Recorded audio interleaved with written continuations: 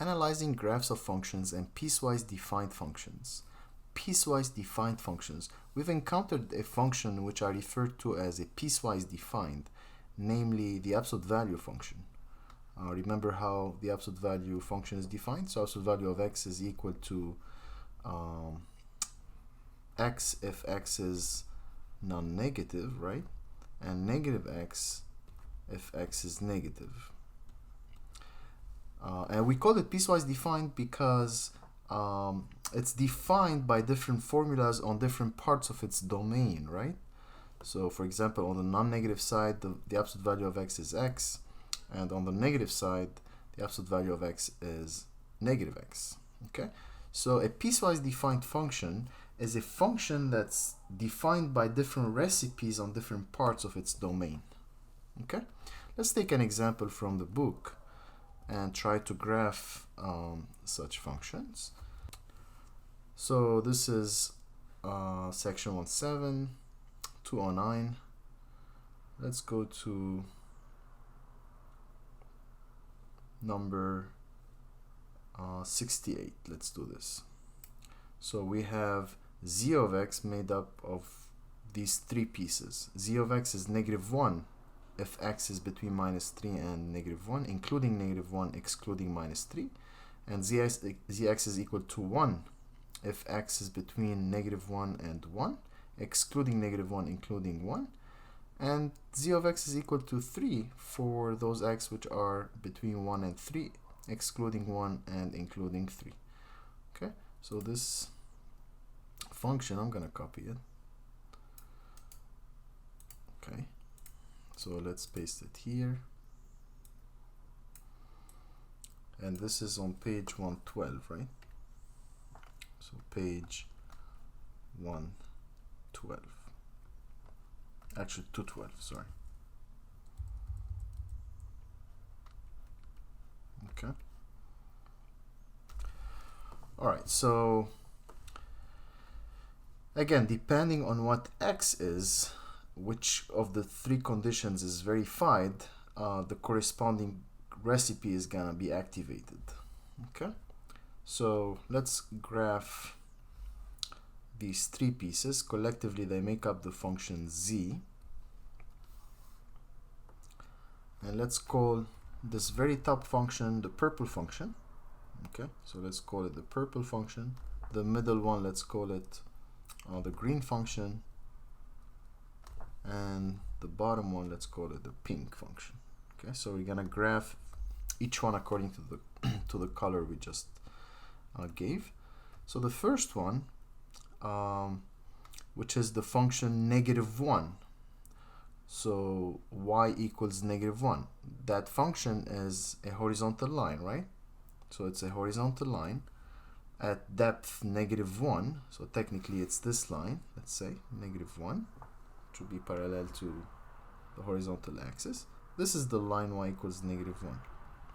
Okay, but don't forget, you only need it for those x between -3 and -1, for those inputs which are between -3 and -1. This is, let's say, -3. Let's say -3 is here, and -1 is here.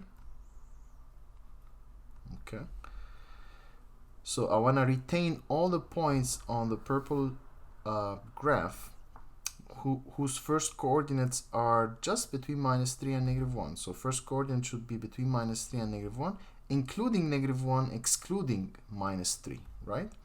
So I'm gonna erase so anything that from -3 and less, I'm gonna erase, correct? So I'm gonna erase this part, and that's gonna create a hole here because I just erased,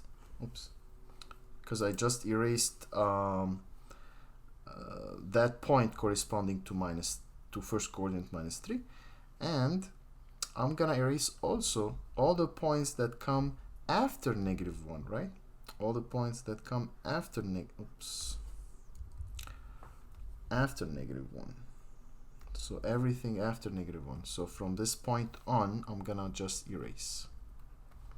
Okay, and that's gonna that's gonna leave me with a bullet or a disk at this stage, which means that the function z is right there when x is -1. Okay. All right. So this is the first guy. Let's now move on to the green function. The function now z is equal to 1 for those inputs. So z outputs 1 for those inputs which are between -1 and 1. Okay. So how do you graph y equals 1? Y equals 1 is a function that's horizontal. Okay. That's horizontal. Let's actually make it a little down. Let's make the unit this much. Okay.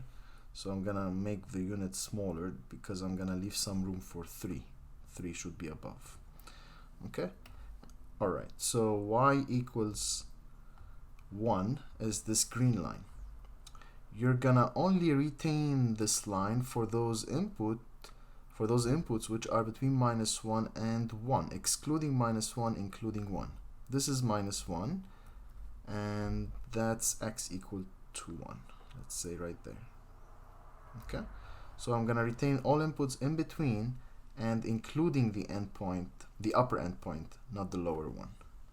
Okay, so we're gonna erase from -1 to the and everything from -1 and to its left, right? So all these are gonna be erased. That's gonna leave me with a hole here. Okay, and I'm gonna also erase anything from 1 onward, anything above 1. So at 1 the function is defined to be this green point, right? So I'm gonna have this. This is the line. This is the line y equals 1. And this was the line y equals -1. Correct? Okay. So one more time, why there's a hole here? Because when x is -1, the function, when x is -1, the function z is not here, is not at the green. It's actually at the purple, right? It's actually at the purple. When x is between -1 and 1, it's on the green, and all the way to 1. All the way to 1. Now for the pink, for the last one, which is the pink, z of x is 3, which is the horizontal line at height 3. Okay, and it's okay. So where is 3? Maybe somewhere here. We made some room for it, correct? So maybe somewhere here. This is y equals 3. Let me erase this part. Okay, so I'm gonna only retain the points on this pink line whose first coordinate varies between 1 and 3, including 3, excluding 1. So at 1 the function z is not at 3, so I'm gonna erase this point. Oh, I lost all of it. I'm gonna erase this point, right? And anything to the left of 1, the function is not at the pink level. It's actually either on the green or purple, all the way to -3. And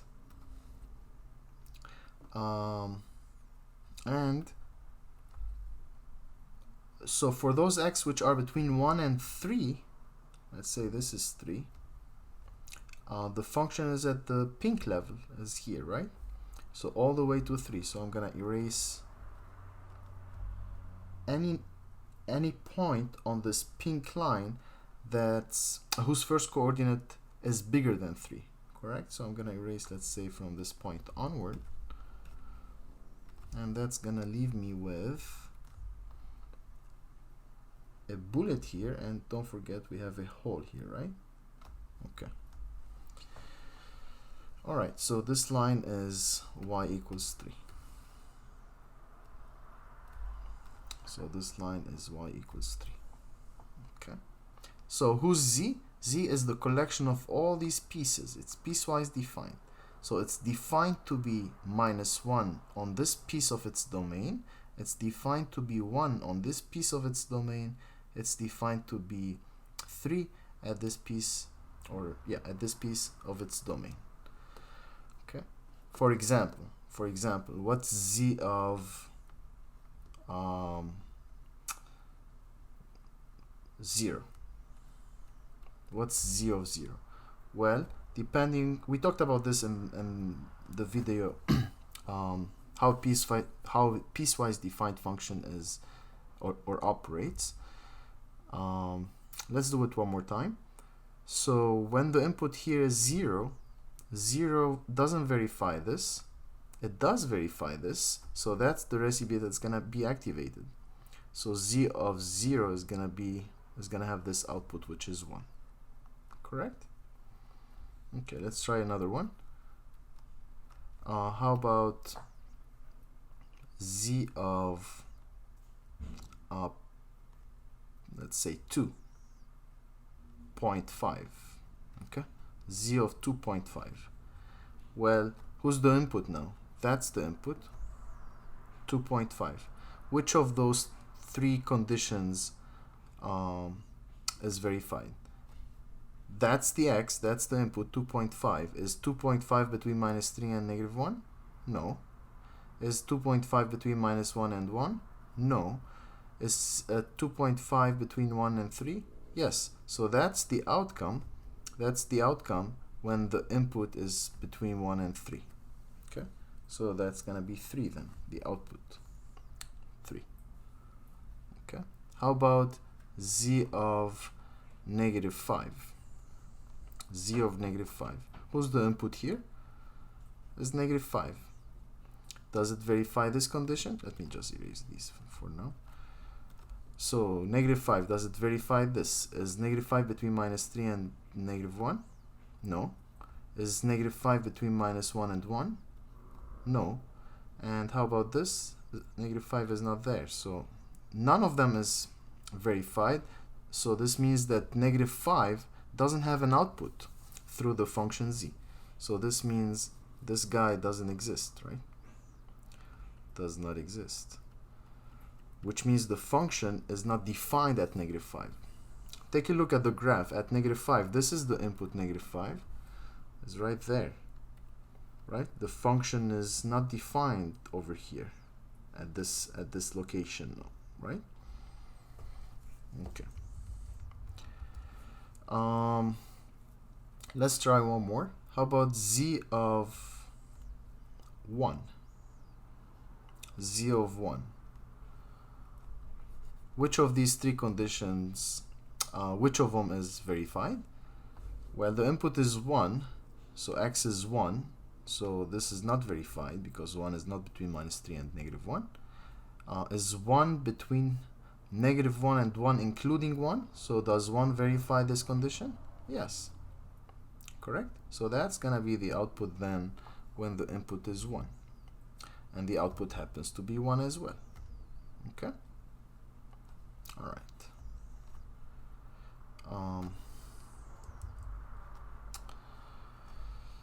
Okay, so how about I ask the following question? What's the domain of z?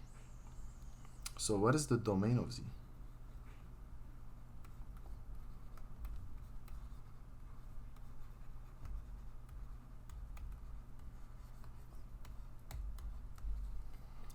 So either you look at it graphically, which means you project all the points onto the x-axis, and you get from -3 all the way to 3, excluding -3, including 3, right? Or you look at it algebraically. This question means what are the inputs, what are the x's that are accepted by z? X represents the input. What are the inputs that are accepted by z? So what are the inputs so that the outputs exist through z?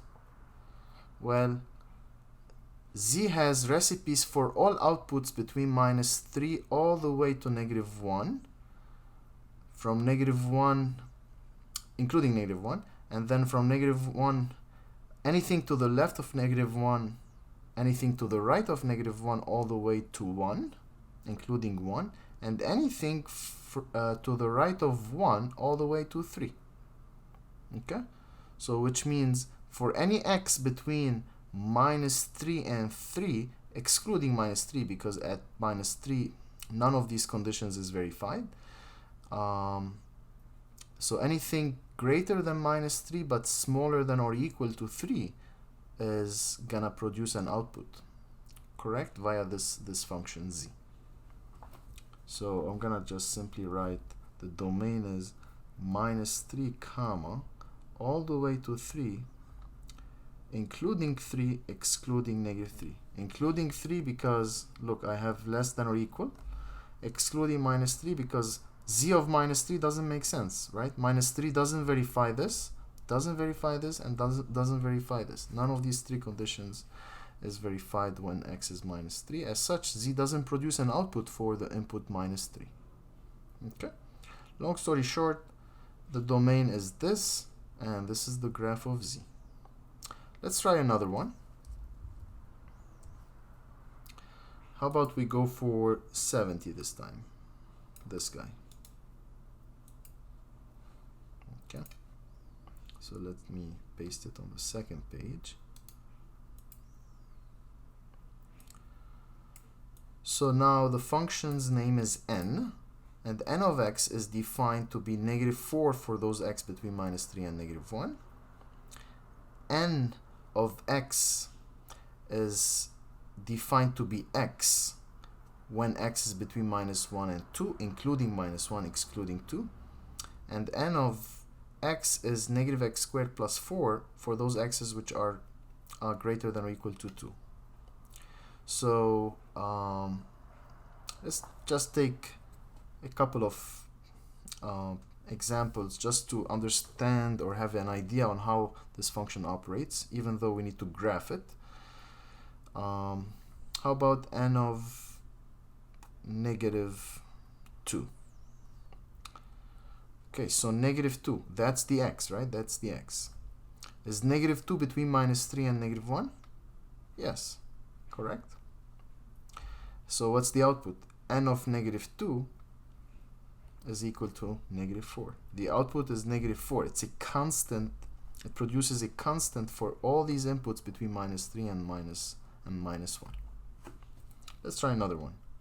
How about n of -1 itself? N of -1. So that's the x, -1. Does -1 verify this double inequality? -3, is it less than -1, which in turn less than itself? Certainly not. How about this? If you replace x by -1, is -1 less than or equal to itself? Yes. And is -1 less than 2? Yes. So the output is gonna follow this recipe. The output is actually x itself. And who's the x here? -1. Okay. So this function n operates like the identity function for those x's which are between -1 and 2, including -1 and excluding 2. Okay. All right. How about now we go for n of pi. N of pi. Pi is approximately 3.14. It's not equal to 3.14. It's approximately that much. So this is the x, right? This is the x. And the x is greater than or equal to 2. So it verifies this condition. So that's the function or the subfunction that's going to be activated. That's the recipe of the output. It's going to be the opposite of the square of that input, which is pi in this case. So pi plus the 4, right? Plus the 4. Whatever this number is, that's the output. Okay? All right. Let's try to graph it now. Let's try to graph it. Let's also color each of those functions. How about brown for the top, blue for the middle, and red, no, how about green for the bottom one? Okay, so we have the xy plane.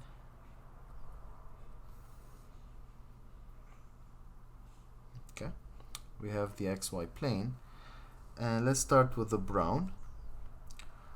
So n of x is -4, so it's the line y equals -4, which has a certain depth at level -4.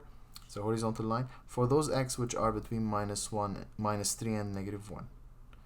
So it's this line y equals -4, but not all of it, obviously. We're gonna only restrict this graph to those x between -3 and -1. So we're gonna erase, okay, where is -3 and where is -1 first? -3 is, let's say, here, and -1, let's say, is here. So anything in between I'm gonna retain, right? Anything in between, so that these points are gonna produce these outputs, and I'm gonna erase all the rest. Okay, so I'm gonna even erase at -1, I'm gonna even erase at -3.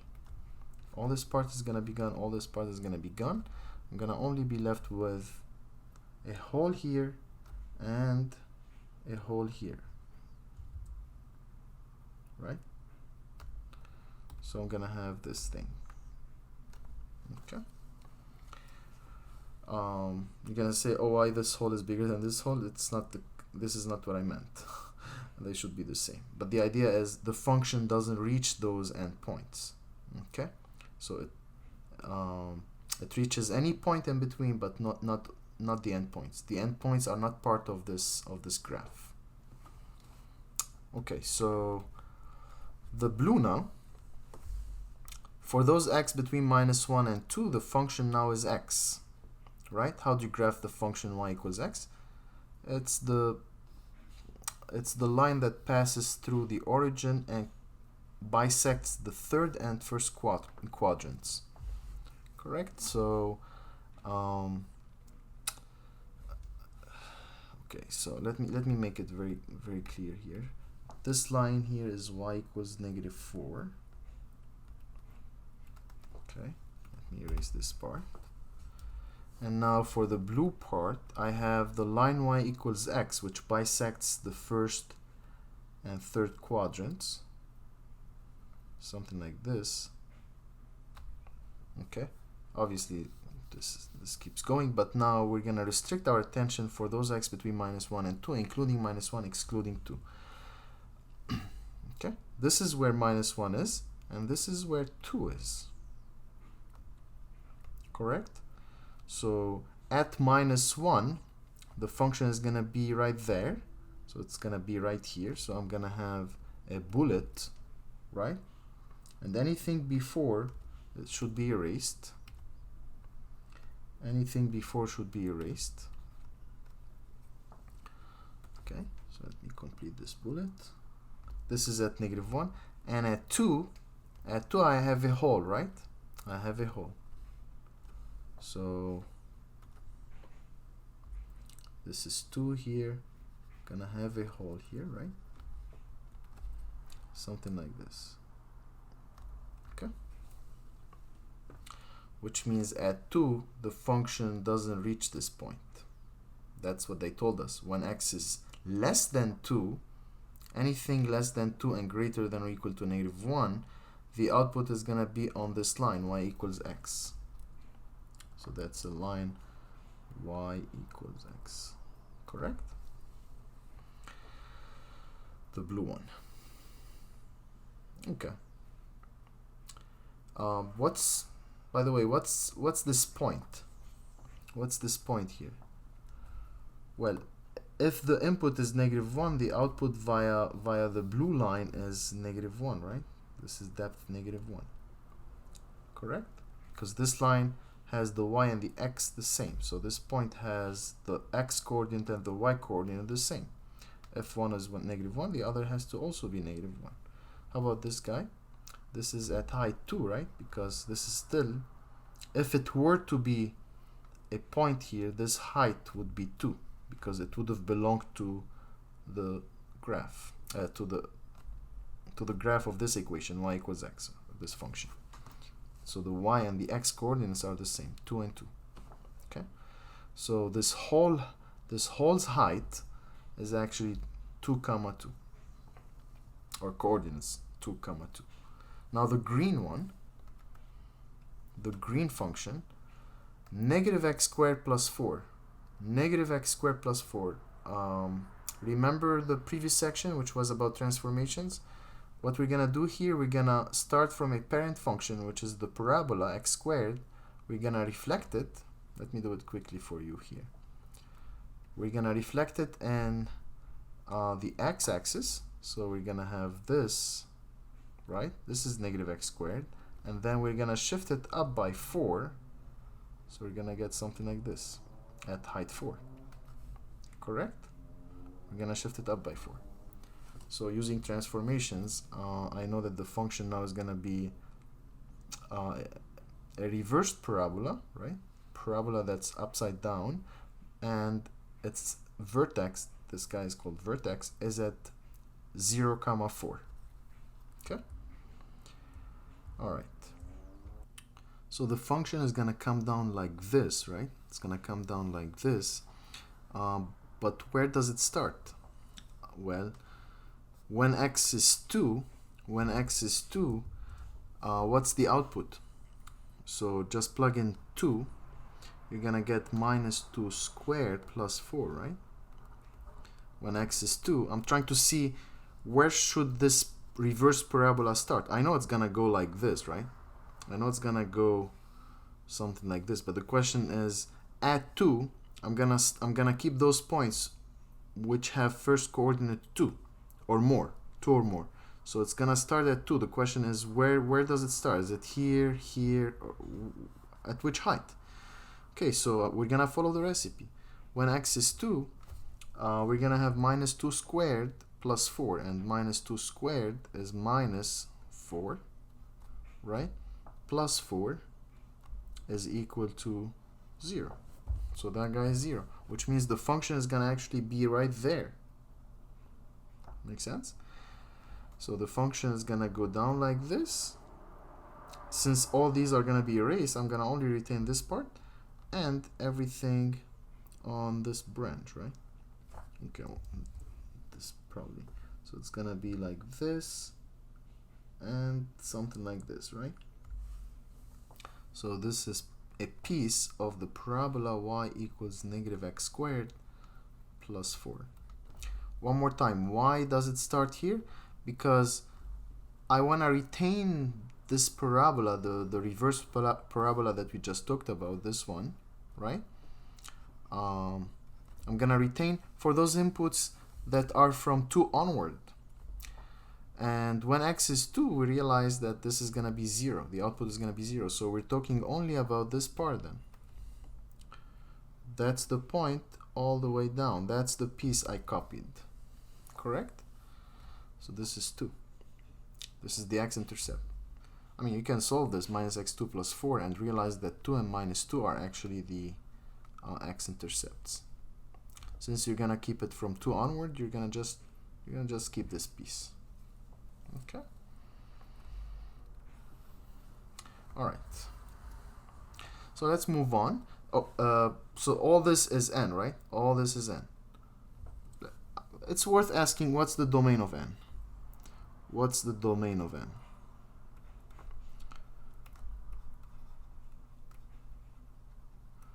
So what's the domain of n? Well, n is defined for all x between minus 3 to negative 1, and also, excluding those guys, and also from negative 1, so from negative 1 all the way to 2 excluding 2, and then from 2 onward. So any x that's bigger than minus 3 has an output via this function n, right? Because if that guy is bigger than minus 3 and smaller than negative 1, it's going to have this output. If that guy is bigger than minus 3 and also bigger than negative 1, or equal and smaller than 2, then it's gonna have this recipe for its output. And if x is bigger than -3 and actually bigger than 2, then it's gonna have this recipe for its output. So any number that's bigger than -3 is gonna be in the domain, right? So we're gonna have -3 all the way to +infinity. Alright, so let's now move to the next concept. Let's take a look at this definition. Let f be a function and d sub f be its domain. So f is a function and this guy, d sub f, the set consisting of all the acceptable inputs through the function f. We say that the function f, an even function, provided f of negative x is equal to f of x for all x in the domain of the function. Okay, so if the function f verifies this property, then the function is even. We call it even by definition. Don't think about even number, or for now just think about this word as if it's the first time you hear it. Okay, so we say we call the function an even function if f of negative x is equal to f of x for all x in the domain of the function. Well, a quick property that comes out of this definition is that since we're talking about f of negative x and we are saying that f of negative x is going to equal f of x, that also means that negative x should be accepted by the function f, right? Which means that negative x is also an element in the domain of the function. Makes sense? So it follows that negative x is also part of the domain of the function. Okay, because we're talking about f of negative x and we want this to equal f of x. Since this guy has to equal f of x, this means that this guy exists, number one, and then it equals f of x. So which means negative x should be accepted by the function f, which means negative x is in the domain of the function. Okay, all right. For even functions, if x is in the domain, definitely negative x should also be part of the domain. Such a set is called symmetric, because if an element is inside, its opposite is also inside. Okay. All right. So let's provide examples of even functions. So this is what even functions mean. This property right there, right? It's right there. This one. This is the definition for a function to be even. Which means if you plug in negative x in the function and you plug in x in the function, you're gonna get the same answer. Okay? This is what this is saying. Let's think about a function so that if I plug in a negative x and I plug in an x in that function, I get the same answer. How about the function how about f of x equals x squared? Right? How about this? Is this an even function? To be even, you should have this property, right? So f of negative x should also be f of x. If this is f of x, what's f of negative x? F of negative x, so f of anything is the square of the thing, right? F of anything is the square of the thing. What if this star now is negative x? So I'm gonna have the square of that negative x, right? So I'm gonna have the square of my star, which is negative x. Correct? And what's the square of negative x? This is x squared. Yes? Because negative x times itself is just x squared. Okay, and what's x squared in terms of f of x? It's actually f of x itself. Let me just erase this part and this part. It's actually f of x itself, right? X squared is f of x. So you get this. And now take a look at the leftmost and the rightmost entities. They are the same. They are the same. And this holds no matter what x is, right? So for all x, and the domain of this function, what's the domain of this function? Is R, right? So since this property f of negative x is the same as f of x for all elements in the domain of the function, so this property right there then is verified, and as such the function must be an even function. Okay. Alright, so this is an even function. Let's take another one. Can you think about another one? You should start thinking about having even power, right? If you change 2 to 4, what happens? If you change 2 to 4, that's gonna be 4 here, and negative x times itself 4 times the same as x to power 4, right? Which in turn is equal to f of x. So f of negative x is also f of x, which means that this function also is an even function. Make sense? What if you change 2 to 6? If you take f of x to be x6, well, f of negative x becomes negative x to power 6, and negative x to power 6 is x to power 6, and x to power 6 is f of x. So all in all, you get f of negative x also equals to f of x. So this property holds. As such, this is also an even function. And I think you got the idea. If you change the 2 to any even number, any even integer, right? To any even integer, that's gonna still be the case. Make sense? So let's write this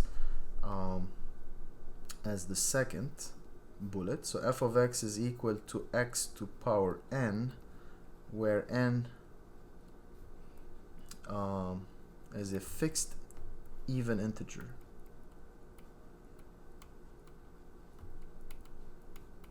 So if n is an even integer, that game is gonna remain the same, and as such this is also an even function. Okay, so now you have a better understanding why they call it even. Okay, because these power functions, I mean, a subclass of the power function, those which have even powers, are actually even functions. Okay, let's take a function which doesn't look like x to power even. How about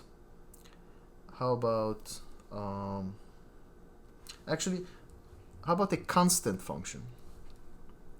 How about a function that's pure constant, like 5? Okay, you may think, oh, 5 is odd, but this is not the case here. This is not what we care about. We care about that if you plug in negative x, you get exactly as if you plug in x.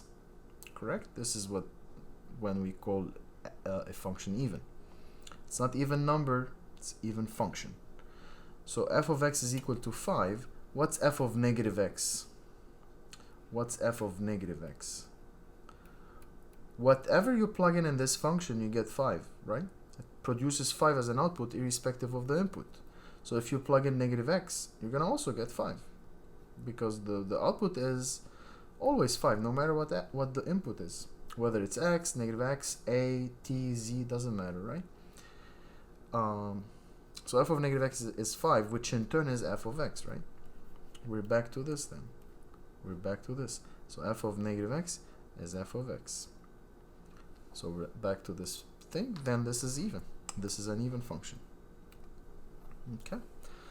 So I mean, this is enough for this exercise. So we have many even functions. It looks like all functions are even. Can you think of a function which is not even?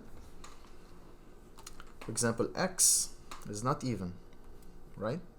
X, the function f of x equals x, is not even. Why? Because what's f of negative x? To be even, it should verify this property, right? Let's see if this property is verified. What's f of negative x?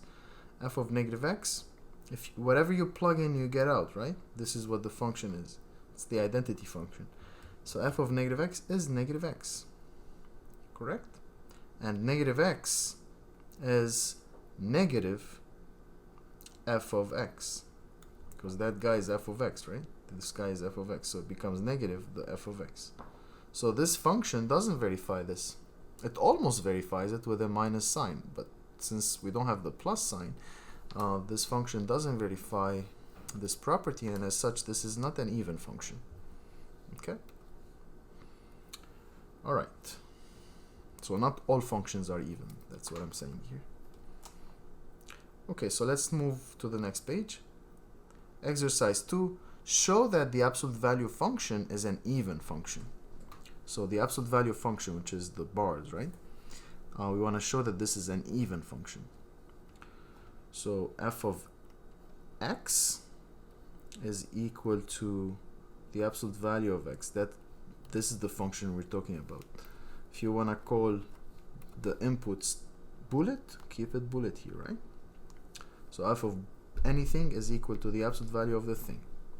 Well, for this to be even, they told us it's even, right? We just need to show it. So we need to show what? We need to show that f of negative x is equal to f of x for all x in the domain of this function, which is all real numbers, right? I'm back to the definition. That's what it takes for a function to be even. You should have this equality, correct? So I need to check this. And what's f of negative x in this context? F of anything is the absolute value of the thing. So f of negative x is the absolute value of the negative x. And what's f of x? F of anything is the absolute value of the thing. So this guy is absolute value of x. Okay, so we need to show that. This is what we need to show that it's even, but it turns out that this equality is this equality, and we need to show it for any real number x, right? Because the set of all real numbers is the domain of this function. So it comes down to showing this equality then. The absolute value of negative x, we want to show that it equals to the absolute value of x. Okay? If you've seen it before, great. If not, let's actually take the cases. So it comes down to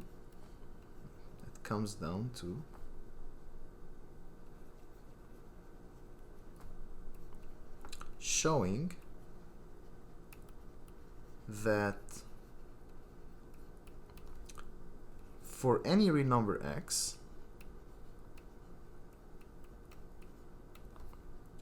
the absolute value of negative x is equal to absolute value of x itself, right? The absolute value of the opposite is the same as the absolute value of the number itself. How can we show it?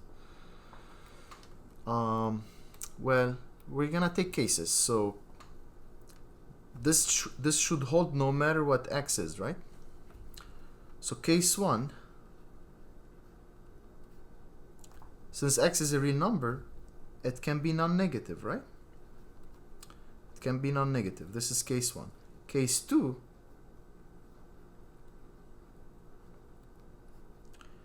how about actually taking it positive? Negative and 0, right? There are three cases if x is a real number. Either it's positive or negative or 0, right? There are these 3 cases. Correct? Right? No matter what x is, it's a real number, so it's either positive, negative, or 0. What we need to show is in each case, in each of those 3 cases, we need to show that this guy and this guy are the same. That's what we need to show. If we show it in each case, then we show it for all real numbers. Okay? Alright, so if x is positive, what's the absolute value of x?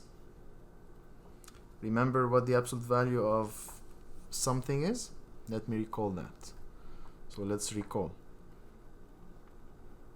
What's the absolute value of anything? Absolute value of, let's say, A. What's that? It's two things. Either A if A is non-negative, right? Or negative A if A is negative. This is what the absolute value function is. Okay. So who's taking the role of A here? Who's taking the role of A here? It's the X. And what do you know about the X? It's positive.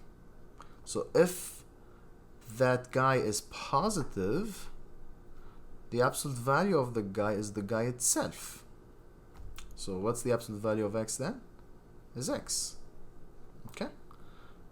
So this side, the right side, is X. How about the left side? Absolute value of negative X. What do you know about negative X in this case? What do you know about negative X? If X is positive, what can you say about negative X? If X itself is positive, negative X should be negative, right? Negative X should be negative if X is positive. Okay? I'm still in case 1. Okay? So this guy is negative. Now, go back to the definition. Absolute value of a negative entity. The A now is negative X, right? And this negative X is negative.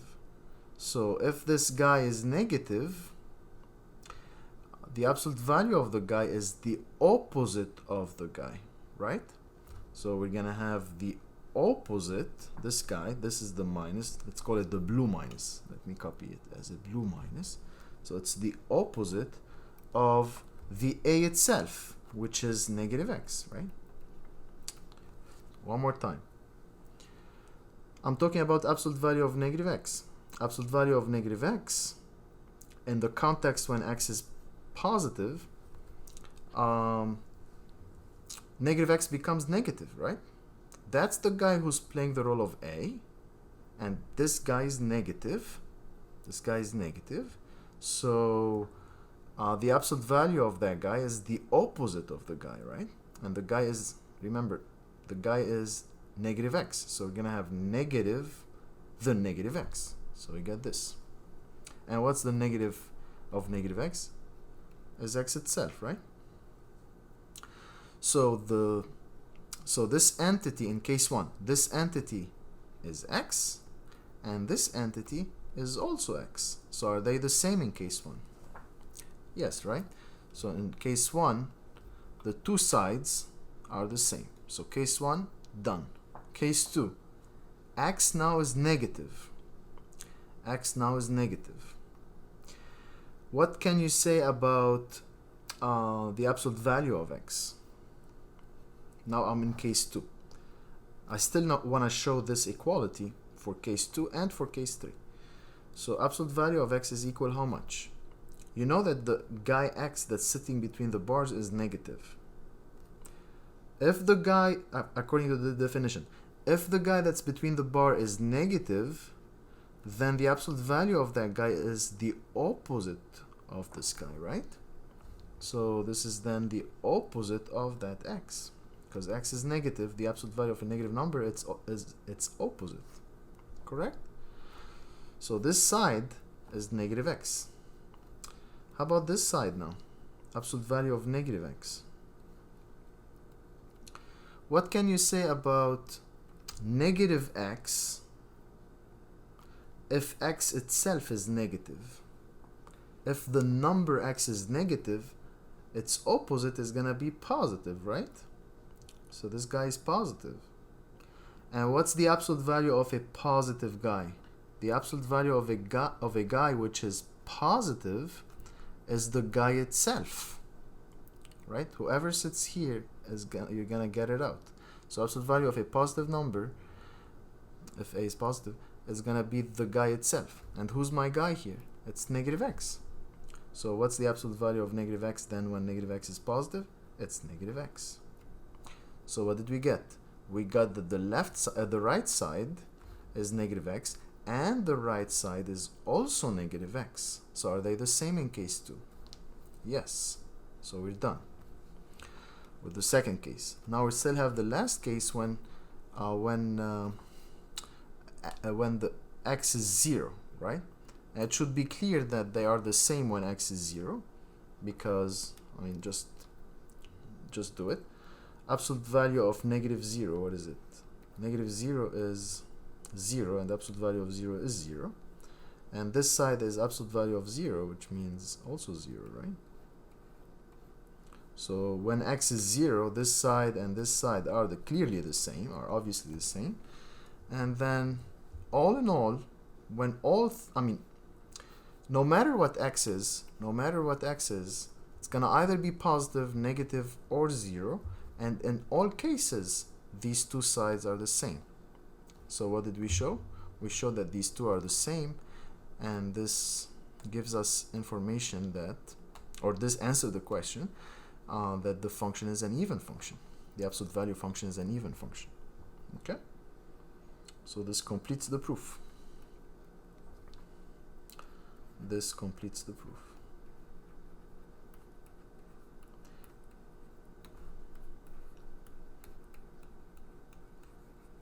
Okay? This identity, you may use it without proof at this point, because we've shown it. So you may use the fact that the absolute value of -x is equal to the absolute value of x itself. Okay? Alright. So that was exercise 2. Exercise or question 1 now. What's the geometrical characterization of even functions? So back to the definition of even functions. Those are functions which are characterized algebraically by this, right? This is an algebraic characterization. If you plug in -x and you plug in x, you get the same. Correct? This is an algebraic statement. The question now on this page is, how does this translate into geometry? What's the geometrical characterization of even functions? Okay. So let's take a look. Let's say this is the x and xy plane.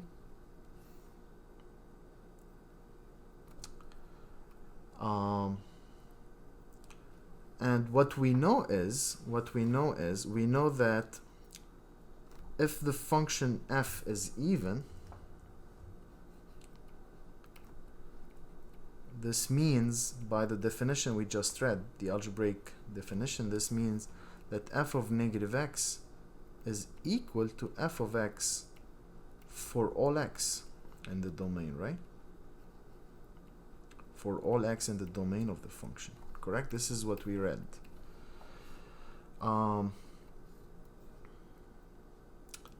Just a second here, so we get this. So we have this, which means, so thus the point x comma f of x, right? For any input, f of the input should be part of the graph, right? So thus x comma f of x is on the graph of f. Let me make room. Why am I doing this? Is on the graph of f. Correct? And -x comma f of -x is also on the graph of f. Why? Because the graph of f contains any point that looks like a comma f of a, right? Where a is in the domain of the function. If you take x, you're going to have x f of x. If you take -x to be the a, you're going to have -x f of -x. Correct? But here, what do you know about f of -x? Because the function is even, you know that this guy, f of -x, you know that this guy is the same as f of x, right? So you know that this guy is the same. You can take it out and replace it by f of x. Correct? Because this, technically this should be f of -x, but because the function is even, then f of -x is equal to f of x. Make sense? So what can you say? you can say that this point and this point are both part of the graph of the function. Let's try to understand how these 2 points are related. Now I'm gonna bring in the xy plane. If this is the point x comma f of x, let's say this point here, if that's the point x comma f of x, where is the point negative x comma f of x? Well, negative x is here, and f of x is the same. It's the same one, right? So you're talking about this point. Make sense? How is this point related to this point? They are symmetric with respect to the y-axis. Correct? If you plug in x, you get f of x. If you plug in negative x, you also get f of x. So if you plug in the same or a number and its opposite, you're gonna get the same output. This is what we said. This is the algebraic characterization of an even function. And at the level of geometry, this means that the function itself is gonna be, at the end of the day, symmetric with respect to the y-axis, because this is gonna happen point by point, right? This is gonna happen for all numbers x that are in the domain of the function. Since this is gonna happen for all real numbers, for all points in the domain, the entire function actually is gonna be symmetric with respect to the y-axis. Okay, so let me summarize it here. So to summarize, it turns out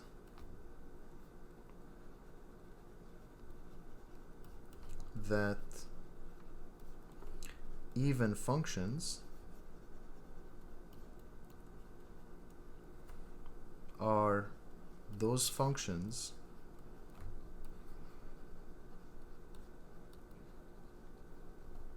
that are symmetric with respect to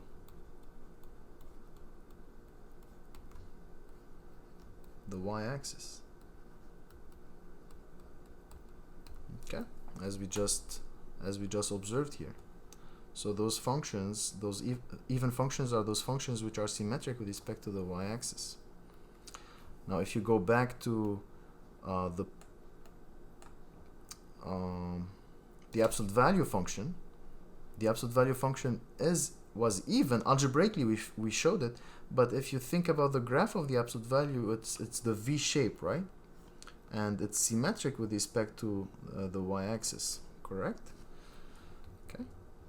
How about these functions here? The x squared, the parabola, obviously. All those functions actually are symmetric, should be symmetric with respect to the y-axis. And this line f of x is equal to 5 if this is the xy plane. How do you graph the line y equals 5? It's this horizontal line, right? A constant function. Certainly this is symmetric with respect to the y-axis, right? This brown line is certainly symmetric with respect to the y-axis.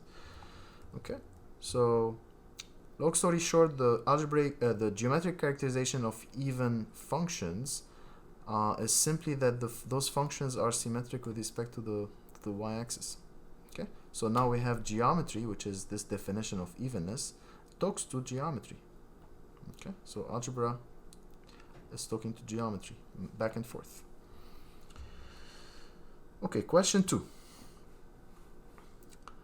If you have two functions, both of which are even, how about their sum? Is it necessarily even? Let's just discuss it on the side. If f of x, let's say, is x squared, this is even, right? And g of x is equal to the absolute value of x, let's say. That's even. We discussed it above. So each of them is even. How about their sum? How about their sum? Which is x squared plus absolute value of x, right? How about their sum? Is this an even function, which means if you plug in negative x here and here, do you get the same output? Yeah, if you plug in negative x here, you're gonna get x squared back, and if you plug in negative x here, you're gonna get absolute value of x back. Correct? So it looks like if you add these up, you're gonna still get an even function. But the question is, for any even functions, not just these particular ones that I just took. Okay? If you show it for using an example, this is not a proof. You're just illustrating the point, but you're not proving it. Let me tell you why. For example, remember this square root of a plus b? Is it the same as square root of a plus square root of b? Are they the same? Let's say I'm asking, are they the same? You're gonna say, most likely you're gonna say no if you know how the square root operates. But I can show you. I mean, take a to be 1 and b to be 0. If you take a to be 1 and b to be 0, this becomes square root of 1 plus 0. What's 1 plus 0? Is 1. Square root of 1 is 1, so this side is 1. And this side becomes square root of 1, which is 1, plus square root of 0, which is 0. 1 plus 0 is 1. So it looks like they are the same by just taking these choices of a and b. This is an example where this works, but this is not a property because it's not universal. For this to be a property, it should be a universal thing for all choices of a and b, where both sides make sense. Obviously, you can take 8, let's say, to be 9 and b to be 16. This side becomes 5, whereas this side is going to be 7. Okay, so obviously there are choices of a and b where this side and this side are not the same, and as such these are not the same in general.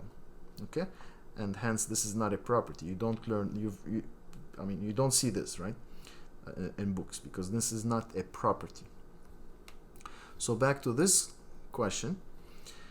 If you give me two choices of f and g and you show me that their sum is even, you're not telling me, you're not proving that this is something universal. You're just taking two choices and you're showing for these choices it works, like I did here. For these choices it works. Can I claim that the two sides are the same? No, because again, a property, when it holds, it should be a universal thing. So we should treat it in an abstract approach. So we should approach it abstractly. So by the way, what's f plus g? F plus g is a function that outputs simply the sum of f of x and g of x, right? So the sum function f plus g, if you input a number, it takes the value it takes on an element is the sum of the respective values that it takes from f and from g, right? So this is how the sum function is defined. Okay, let me just keep it bullet for us not to confuse ourselves. Okay, so the question is,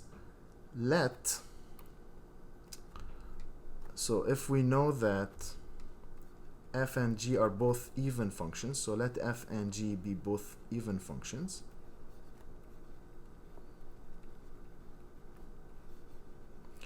What does it mean to be even again? This means f of negative x is equal to f of x, right? And g of negative x is equal to g of x. This is what it takes for each one to be even. F of negative x is equal to f of x, and g of negative x is equal to g of x. And this should hold for all choices of x in the domain of f, and for all choices of x in the domain of g. Okay. Now what we want to test is if their sum is even. If their sum is even, meaning, so the question above is equivalent. The question is, is the sum even? So meaning if you plug in the sum function negative x, do you get back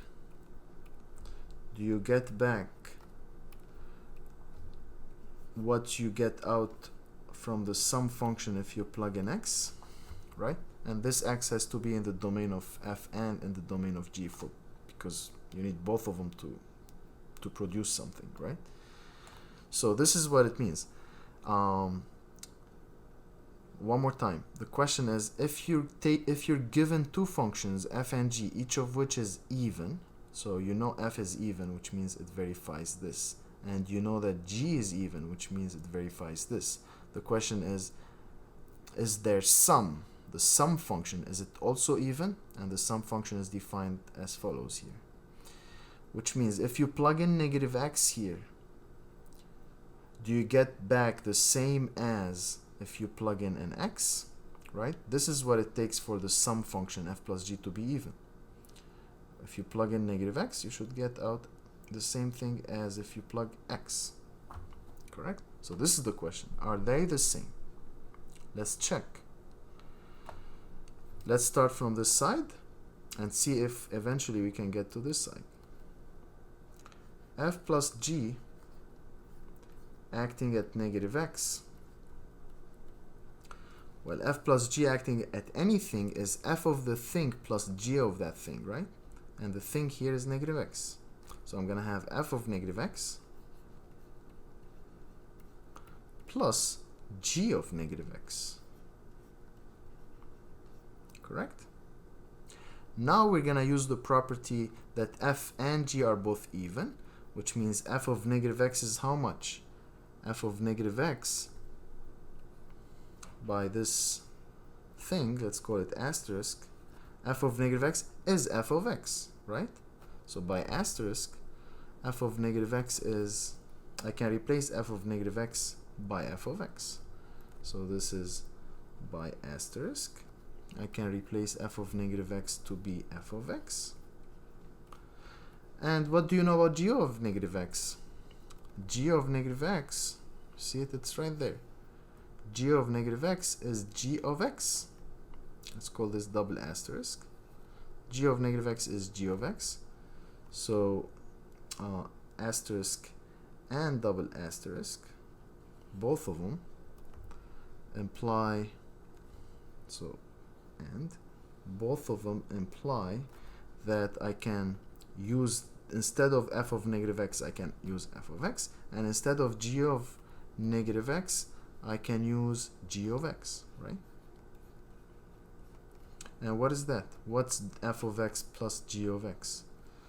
F of something plus g of the same thing is the sum function acting at that thing, right? So this is simply f plus g acting at x. Okay? And now look. Now look. This guy happens to equal, they're all equal this guy. Is this what you want? Yeah, that's what we want. We want to check equality. Is this guy, which is this side, equal to this guy, which is this bottom one?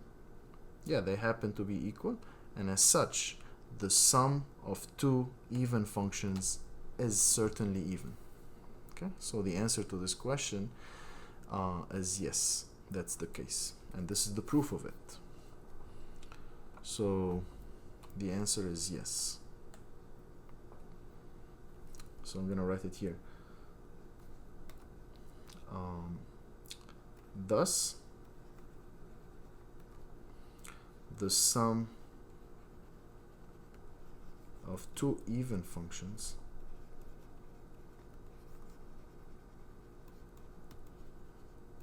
must be even. Okay? This is why when we took the case of x squared and absolute value of x, we add them up, we got the sum to be even function, but this wasn't a coincidence. This happens all the time, and no matter what, and this proof tells you here that no matter what two even functions you take, you add them up, the result is certainly even. Okay. All right, now let's move on to a new concept. Let's read this definition. Let's give ourselves a function f and d sub f to be its domain. We say that the function is odd. Again, don't think about odd numbers. We're talking about the function being odd, which we have no idea what it is. That's what it is. That's the definition of it.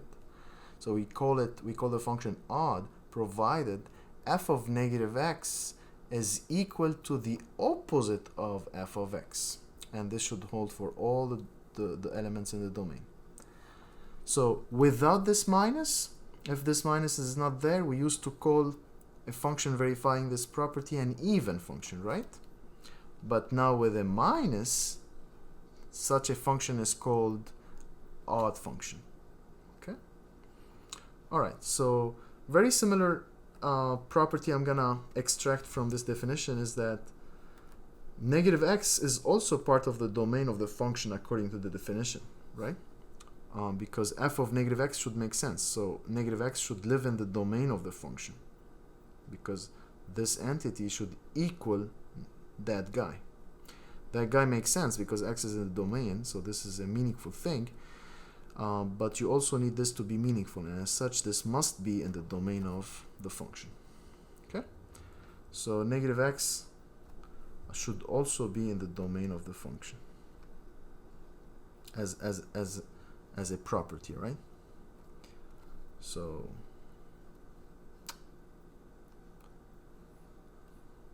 it follows that, I should say. It follows that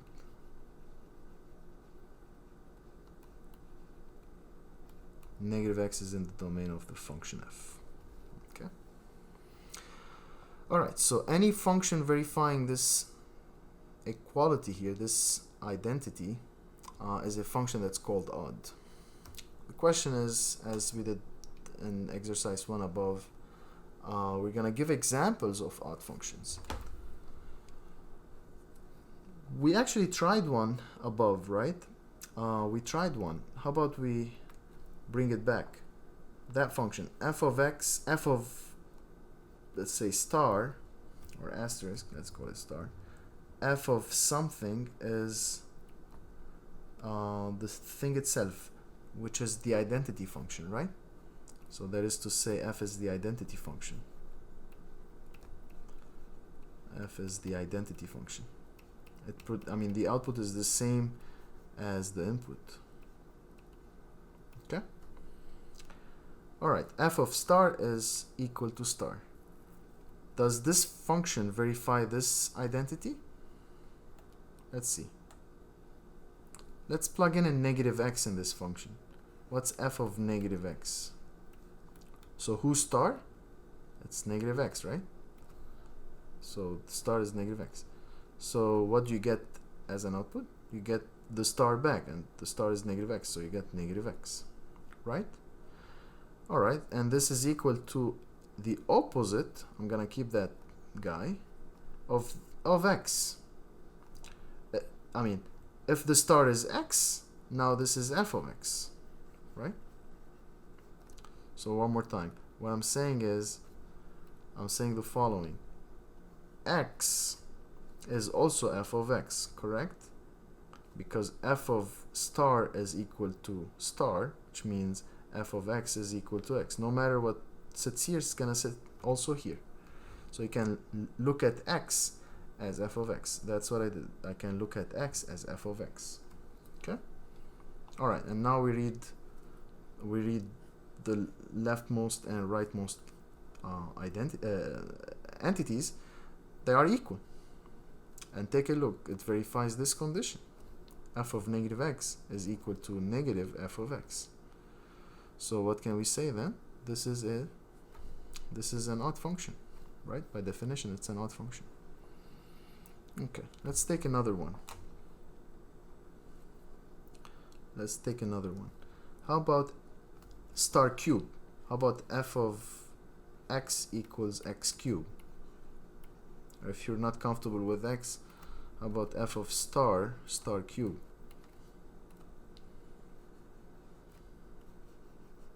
Okay. is this a function verifying this identity, which means is it an odd function? Let's check. Is f of negative x equal to a negative f of x? Is f of negative x equal to negative f of x? Well, f of negative x, the star is negative x. That's going to be the cube of the star, and the star we just agreed on, this is negative x. What's negative x cubed? Negative x times itself 3 times is negative x cubed, right? Negative 1 times itself 3 times is negative 1. It's right there. And x times itself 3 times is x cubed. So we get this.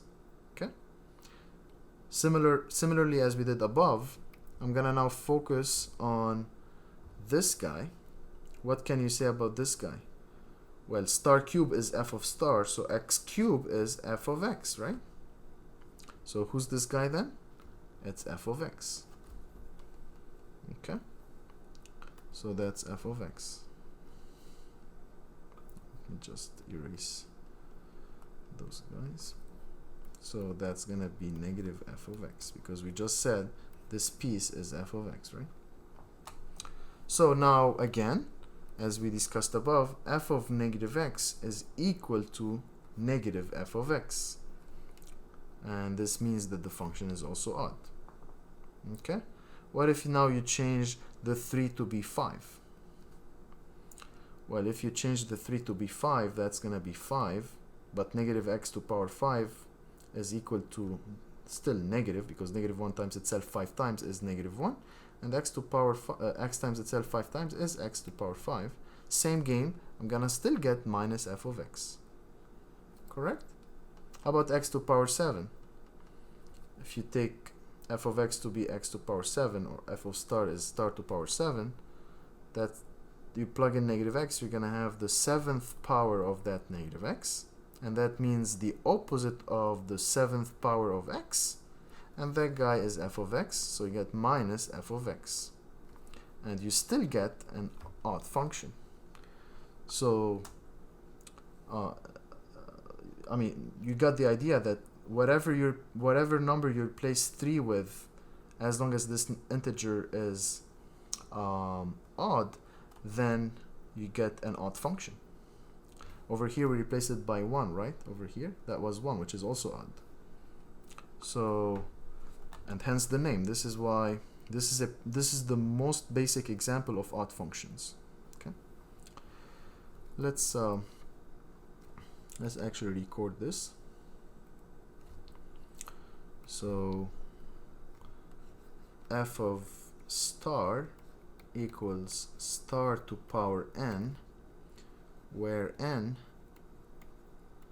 is a fixed integer that's odd, right? A fixed integer that's odd. So no matter what odd integer you take here, this guy is going to be an odd function. Okay? Alright. Let's answer a question similar to question 2. The question is, what's the geometrical characterization of odd functions? So, similar treatment as we treated the even functions, we realized that even functions are those functions that are symmetric with respect to the y-axis. Let's try to derive a geometrical characterization of odd functions this time. Okay, so recall that. All right, so let f be an odd function.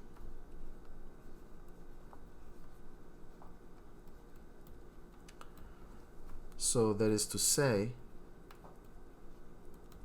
f of negative x is equal to negative f of x, right? This is what it means by definition. For all x in the domain of the function, right? I'm just copying the definition. F of negative x should be negative f of x. Okay, so therefore,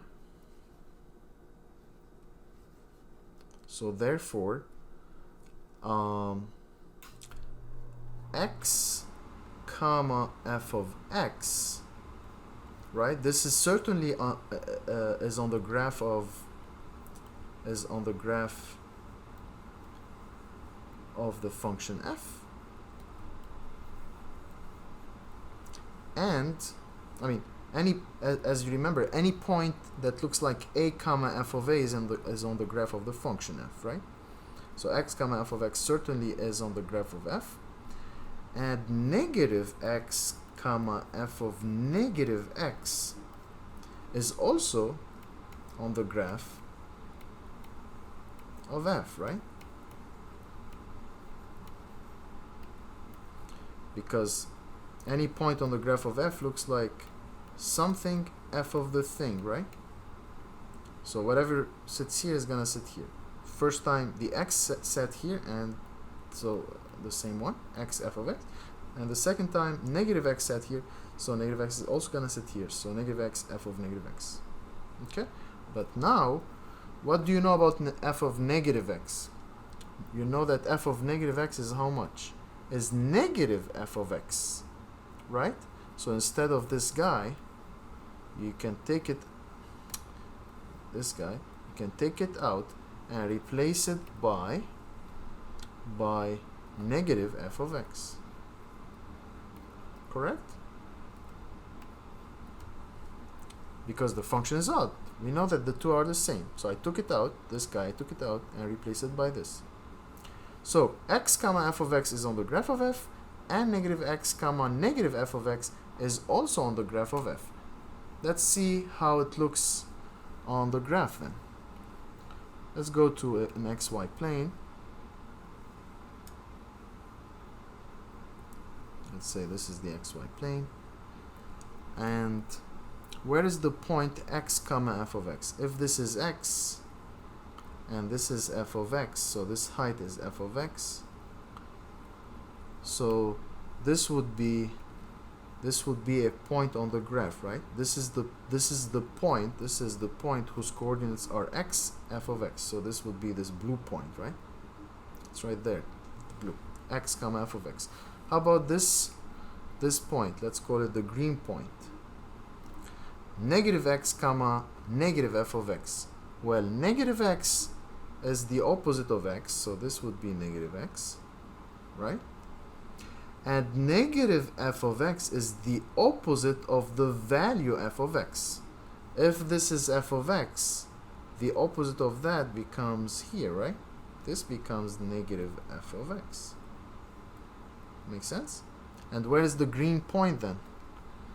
It's the point. If the green point is the point whose coordinates are negative x comma f of negative f of x, so negative x negative f of x, right there. That's the green point. Correct? And how's the blue and green points related? They are symmetric with respect to the origin. Right? They are symmetric with respect to the origin. So the graph of odd functions, are those graphs which are symmetric with respect to the origin. Okay? We did it for one point, but don't forget it should happen for all points in the domain of the function. So this is why it should happen point by point, and as such the entire function is gonna actually be symmetric with respect to the origin. Okay? So let's summarize that. Let's summarize it in pink. So to summarize, it turns out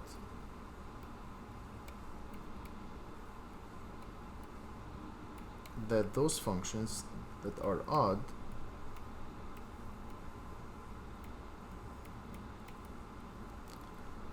are those functions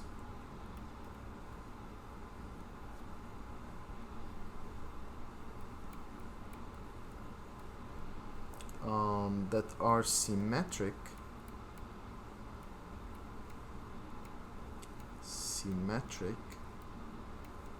with respect to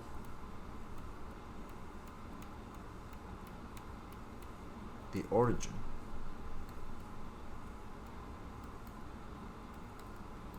They're symmetric with respect to the origin. Okay? Alright. Question 4. Can a function be neither even nor odd? Can you come up with a function that's neither even nor odd? We know that every integer should be either even or odd, right? We're asking a similar question here, but now for functions. So recall what even function mean, right? So even means f of negative x is equal to f of x, correct? For all x in the domain of the function. Odd, f of negative x should equal negative f of x for all x in the domain of the function, correct? Is there a function that doesn't verify this nor verifies this? So that doesn't verify this or this? Well, we characterize, let's think first geometry. Can we come up with a function that's neither even, which means it's not symmetric with respect to the y-axis, nor odd, which means it's not symmetric with the origin? Can you come up with a function that's neither symmetric with respect to the y-axis nor symmetric with respect to the origin? Yeah, there are many functions, right? Let's take an oblique line. How about this line? Y equals x plus 1, let's say. This line is neither symmetric with respect to the y-axis nor symmetric with respect to the origin. So such a line should do it, correct? Such a line should do it. So I'm gonna make a claim. So geometrically, we know that this is gonna do it. Now let's do it algebraically. So claim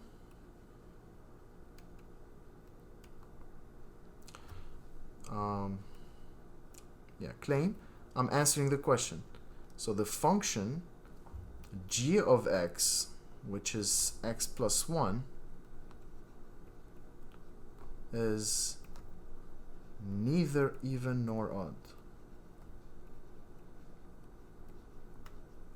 Okay? Neither even nor odd. Let's prove the claim. Let's prove the claim. I mean, you can make the argument geometrically, sure, but let's do it also algebraically. Let's also do it algebraically. Let me just isolate this picture over here. Okay, so how do we show this algebraically? I'm claiming that this is neither even nor odd. So neither even nor odd. Okay, so first we're gonna show that it's not even, which means this property here is gonna fail, right? We're gonna show that this property is gonna fail. What's g of negative x? G of negative x is equal to negative x plus 1, right? Negative x plus 1. Is it equal to g of x? Is it equal to g of x? Let's check that. Is it equal to g of x? What's g of x? Is x plus 1. G of x is x plus 1. So the question becomes, is this and this, are they the same? Certainly they're not the same, right? Certainly they're not the same. Let's make the case. So g of negative x is this, whereas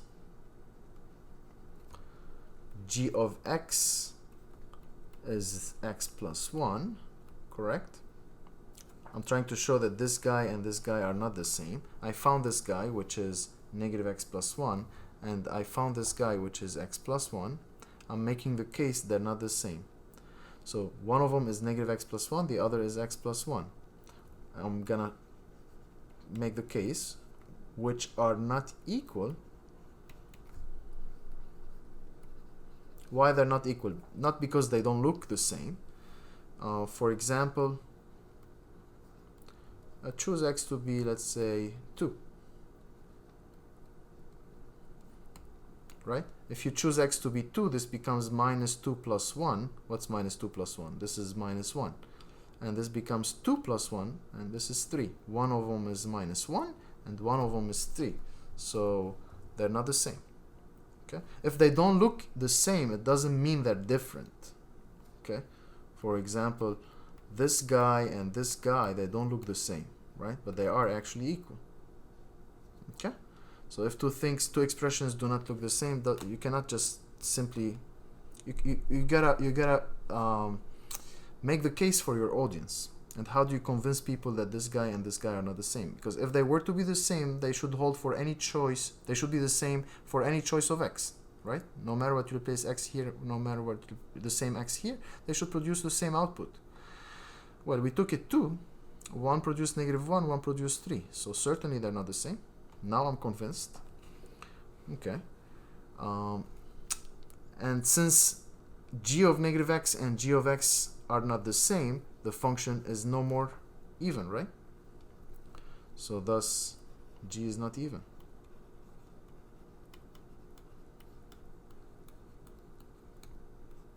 Right? Because it fails the property for being even. For it to be even, you should have them the same for all x. We found an x, which is 2, where this guy and this guy are not the same. Okay? Now the odd part, which means we're talking about this and this, are they the same? Well, also g of -x, which is -x plus 1, right, is not equal to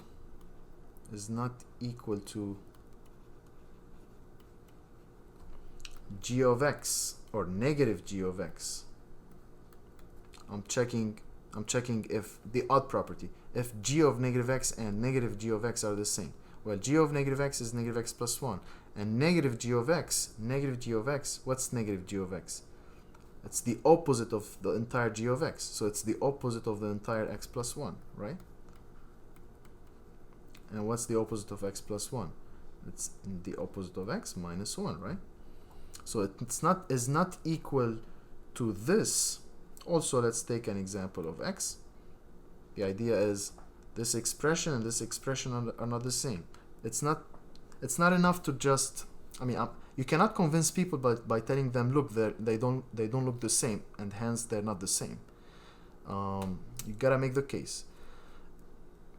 If they are the same, they should be the same for all choices of x. So the same x you put here and here, the output in both expressions should be the same. If they differ by 1 x, then they're not the same for sure. Let's take such an x where they differ. How about the same x? So choose x to be 2. If you choose x to be 2, this becomes -1, right? Because -2 plus 1 is -1, and this becomes -2 minus 1, which is -3. -3 and -1 are not the same, correct? So also g of -x is not equal to negative g of x, and hence, so ergo, g is not odd. Okay, so this is a function that's neither even nor odd.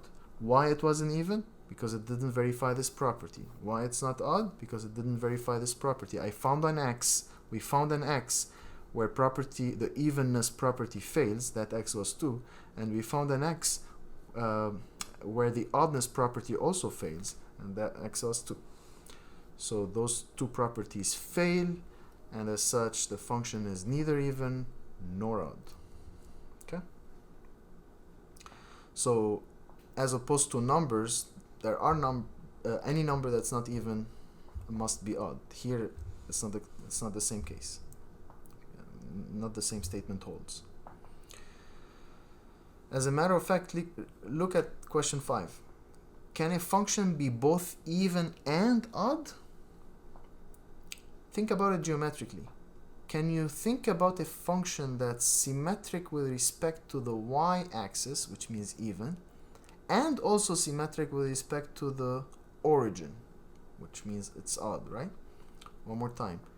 Can you think about a function which is even? And remember, even functions are those functions which are symmetric with respect to the y-axis, and also an odd function, which means it's symmetric with respect to the origin. Can you think about a function that's symmetric with respect to the y-axis and the origin at the same time? How about the function 0, the 0 function? The 0 function. How do you graph the 0 function? Geometrically, how do you graph the 0 function? It's the horizontal line, right? It's this line. Y equals 0. This is how you graph it, right? Is this symmetric with respect to the y-axis? Sure. Is it symmetric with respect to the origin? Does every point here have a corresponding point which is symmetric with respect to the origin? Sure. So this is a function which is both even and odd, just based on geometry. We gotta make the case algebraically. So actually I'm not gonna make the case algebraically. How about you do it yourself? Which means you wanna show that this function verifies both conditions, the evenness and the oddness, right? Now the question is, the interesting part is, if yes, which is yes, how many of those functions are there? We found one of them, which is y equals 0. How many of those are there? Is there any other? Can you think of any other function which is both even and odd? You're gonna think hard, and you're not gonna come up with another one. It doesn't mean that you're not gonna be able to find one, but actually, even if you spend more and more time, you're not gonna find one. And the reason is the following. How can you show that this function is the only function that's even and odd? Let's look at it. So suppose that f is both even and odd.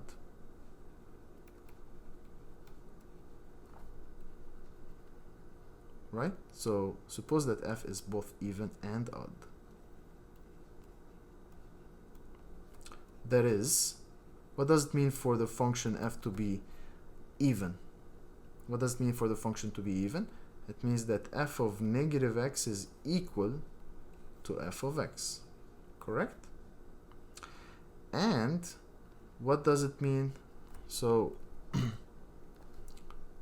f being even, right? If f is even, then this holds. How about because f is odd, what can you say by definition? F of negative x is going to be the opposite of f of x, right? This is what it means for the function to be odd. So f being odd. Because it's both, so we get this and we get this. Right? Okay. So now look. What can we say now? This entity here is the same as this entity. Let me highlight them for you. This guy and this guy are the same. They're the same, right?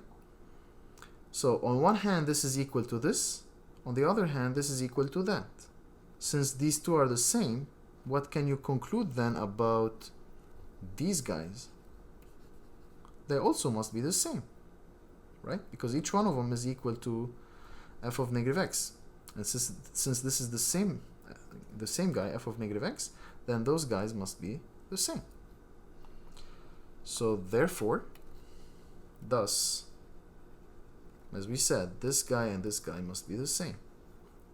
F of x is equal to negative f of x. And don't forget, this holds, each of those properties hold for all x in the domain of the function, right? So this equality now is going to be for all x in the domain of f. Okay, and now here's a question for you. if a is equal to minus a, who's a? So if a is equal to its opposite, who's a? If you try to solve this, which means you add a to both sides, you get 2a equals 0, right? If you add a to both sides.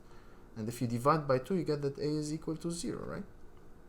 Which is not a surprise that the only guy that's equal to its opposite is 0, right?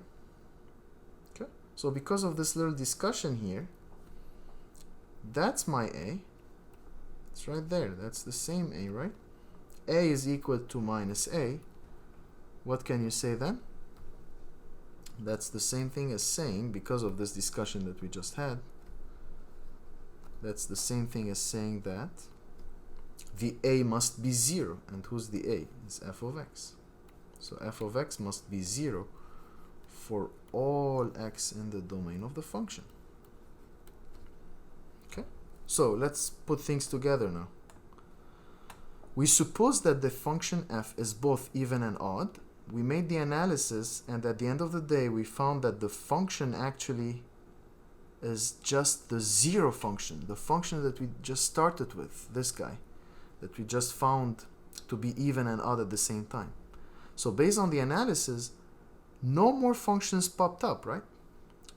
That's the only function actually that's even and odd according to the analysis. So our guess was unique. There are no more guesses. Okay? So the 0 function is the only function that's even and odd. Let me summarize this. So conclusion. So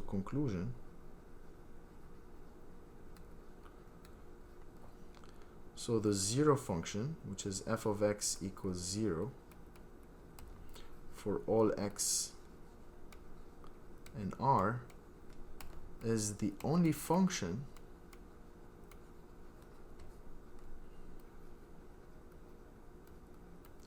that's both even and odd.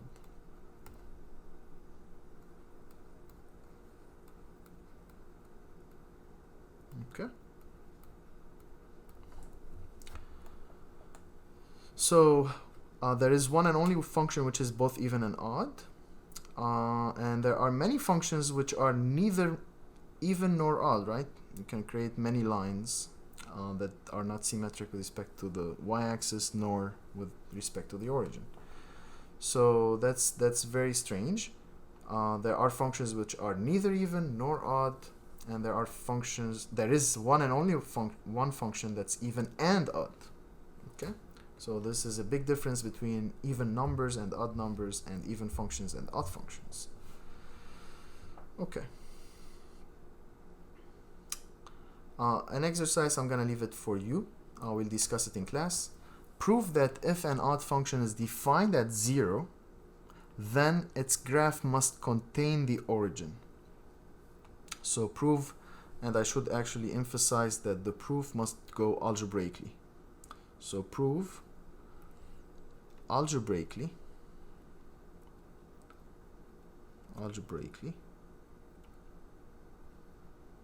that if an odd function is defined at 0, so if the function is odd and is defined at 0, then its graph must go through the origin, and the origin has coordinates 0, 0, right?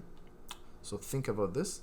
This is left as an exercise, and we'll discuss it in class.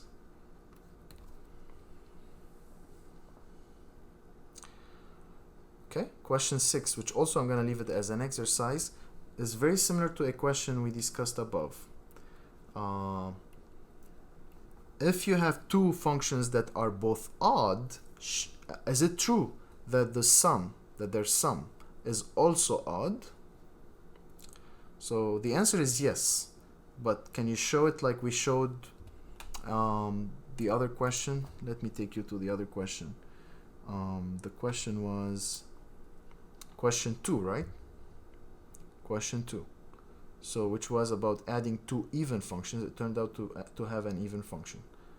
What this question now is asking us, if we add two odd functions, do we still get an odd function? And I'm telling you the answer is yes, but can you actually show it like we did in question 2? So I'll leave it as an exercise. Okay. All right, now it's time to go to the book and select some problems. That's on page 210. Let's select problems from 33 to 46. Determine if the function is even, odd, or neither. Take a look at 34. Look, p of x is made up of the absolute value function, so minus the absolute value, plus 12x to power 10 plus 5. We talked about the absolute value before. The absolute value is an even function. Multiplying it by -1 is going to keep it an even function.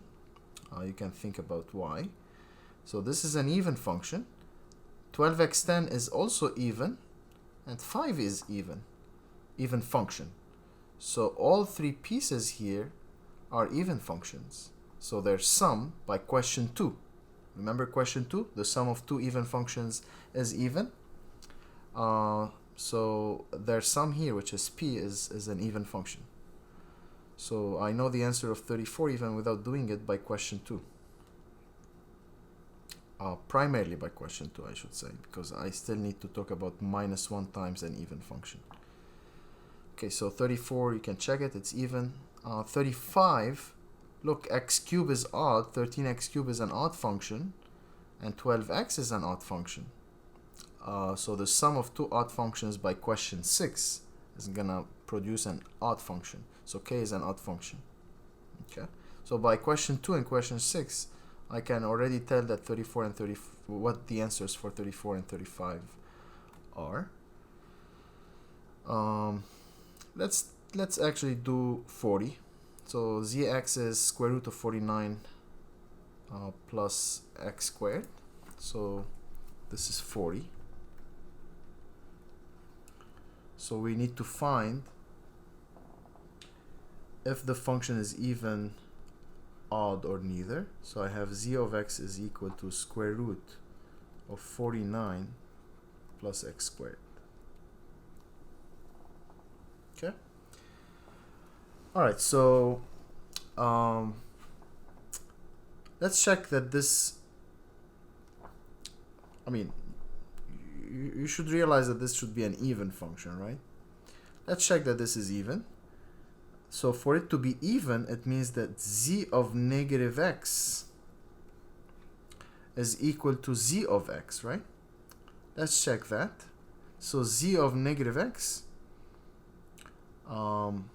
if you're not happy with the choice of that x here, how about a star? So z of star is square root of 49 plus star squared. So what is then z of -x? Star is -x, so it's going to be square root of 49 plus the square of my star. So the square of my star, and who's the star? It's -x, correct? So this becomes then square root of 49 plus -x squared is x squared, right? -x times itself is x squared. And what is this again? That's z of x. That's z of x. Agree? Because if star is x, star is going to be x, so zx. Okay? So now this entity and this entity are the same for all x in the domain of this function. And you can say that you can look at this function, this domain, the domain of this function is all real numbers, right? Because this guy under the umbrella is at least 49, which is non-negative. So any x is accepted by z. So this property holds for all x in the domain of z. And we know here the domain of z is all real numbers. So since this guy and this guy are the same for all x in the domain, as such, the function z is an even function, right? So z is even. Correct? Okay. Can z be odd? Let me actually write this question for you. Can z be an odd function?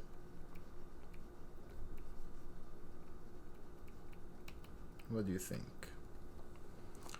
If z is also odd, then z becomes even and odd, right? And how many functions do you know that are both even and odd? How many of those do we have? Remember this question, question 5? We only have one function that's both even and odd, and that function is the 0 function. It's the function that produces 0 for all inputs, correct? So back to our question, can z be odd? Well, if it's odd, then it becomes even and odd, and hence the function becomes the 0 function, right? Which is not the case. So no, since otherwise z becomes even and odd, right? So since otherwise z becomes even and odd, and there is one and only one function that's as such, only one function that is both even and odd,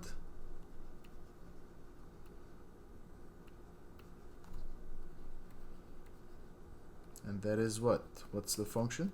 It's the function, the 0 function. The 0 function.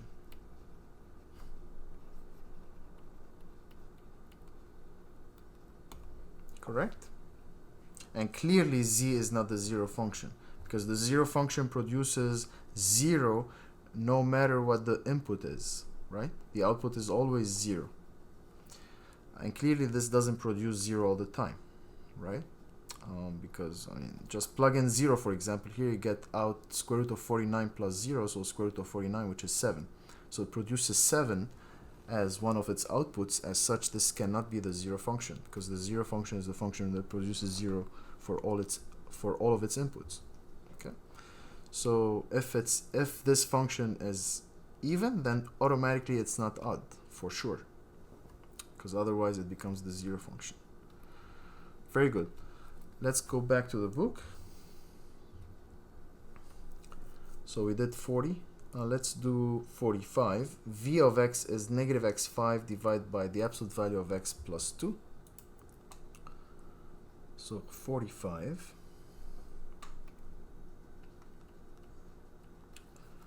We have V of x is equal to minus the quotient, minus x5 upstairs, and the absolute value of x plus 2 downstairs.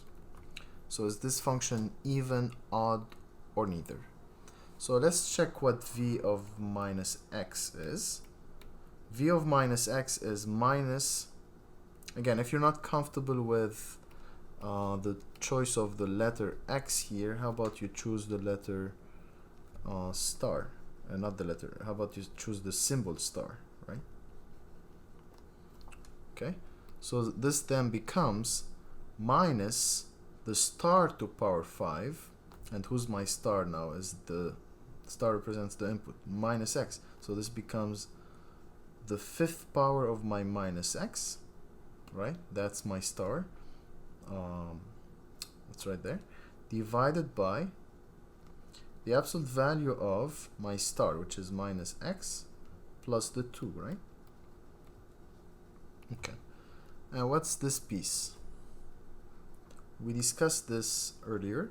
What's minus x in absolute value? We showed that this is actually equal to the absolute value of x, right? And how about this entity here? How about minus x to power 5, which means minus x times itself 5 times? Well, minus 1 times itself 5 times is minus 1, and x times itself to power, x times itself 5 times is x to power 5, correct? So what do we get then? We simply get that this is equal to the quotient, so minus, this is the one outside, times this bubble, which is minus x5, divided by this guy, which is absolute value of x, plus 2. Okay. And what's minus times the minus? The opposite of the opposite is the guy itself, right? So it's x5 upstairs, divided by the absolute value of x plus 2. Make sense? Okay, and is there a way to connect it to v? Can you connect it to v? Actually, it could have been easier if we... Let me erase this. And let me convince you that this is actually equal to... Straight from here, you can see it. Let me convince you that I can pull out this minus at the level of the fraction bar, right? And keep the minus x5 upstairs, divide by absolute value of x plus 2. Okay? And my point is, I mean, I just pulled that minus at the level of the fraction bar. And my point is that this guy that you see here, who's that? So who's that guy? This guy is v of x, right? It's right there. This guy, the blue, light blue thing, is actually v of x, correct? So it becomes then minus the blue thing, which is v of x. Okay? And now put things together. V of negative x is equal to the opposite of v of x. So is v even? It doesn't verify the even property. Is it odd? Yes, it verifies the odd property. Again, this entity here happens to equal this entity, and this is by definition the oddness property, right? So v is odd. So v is an odd function.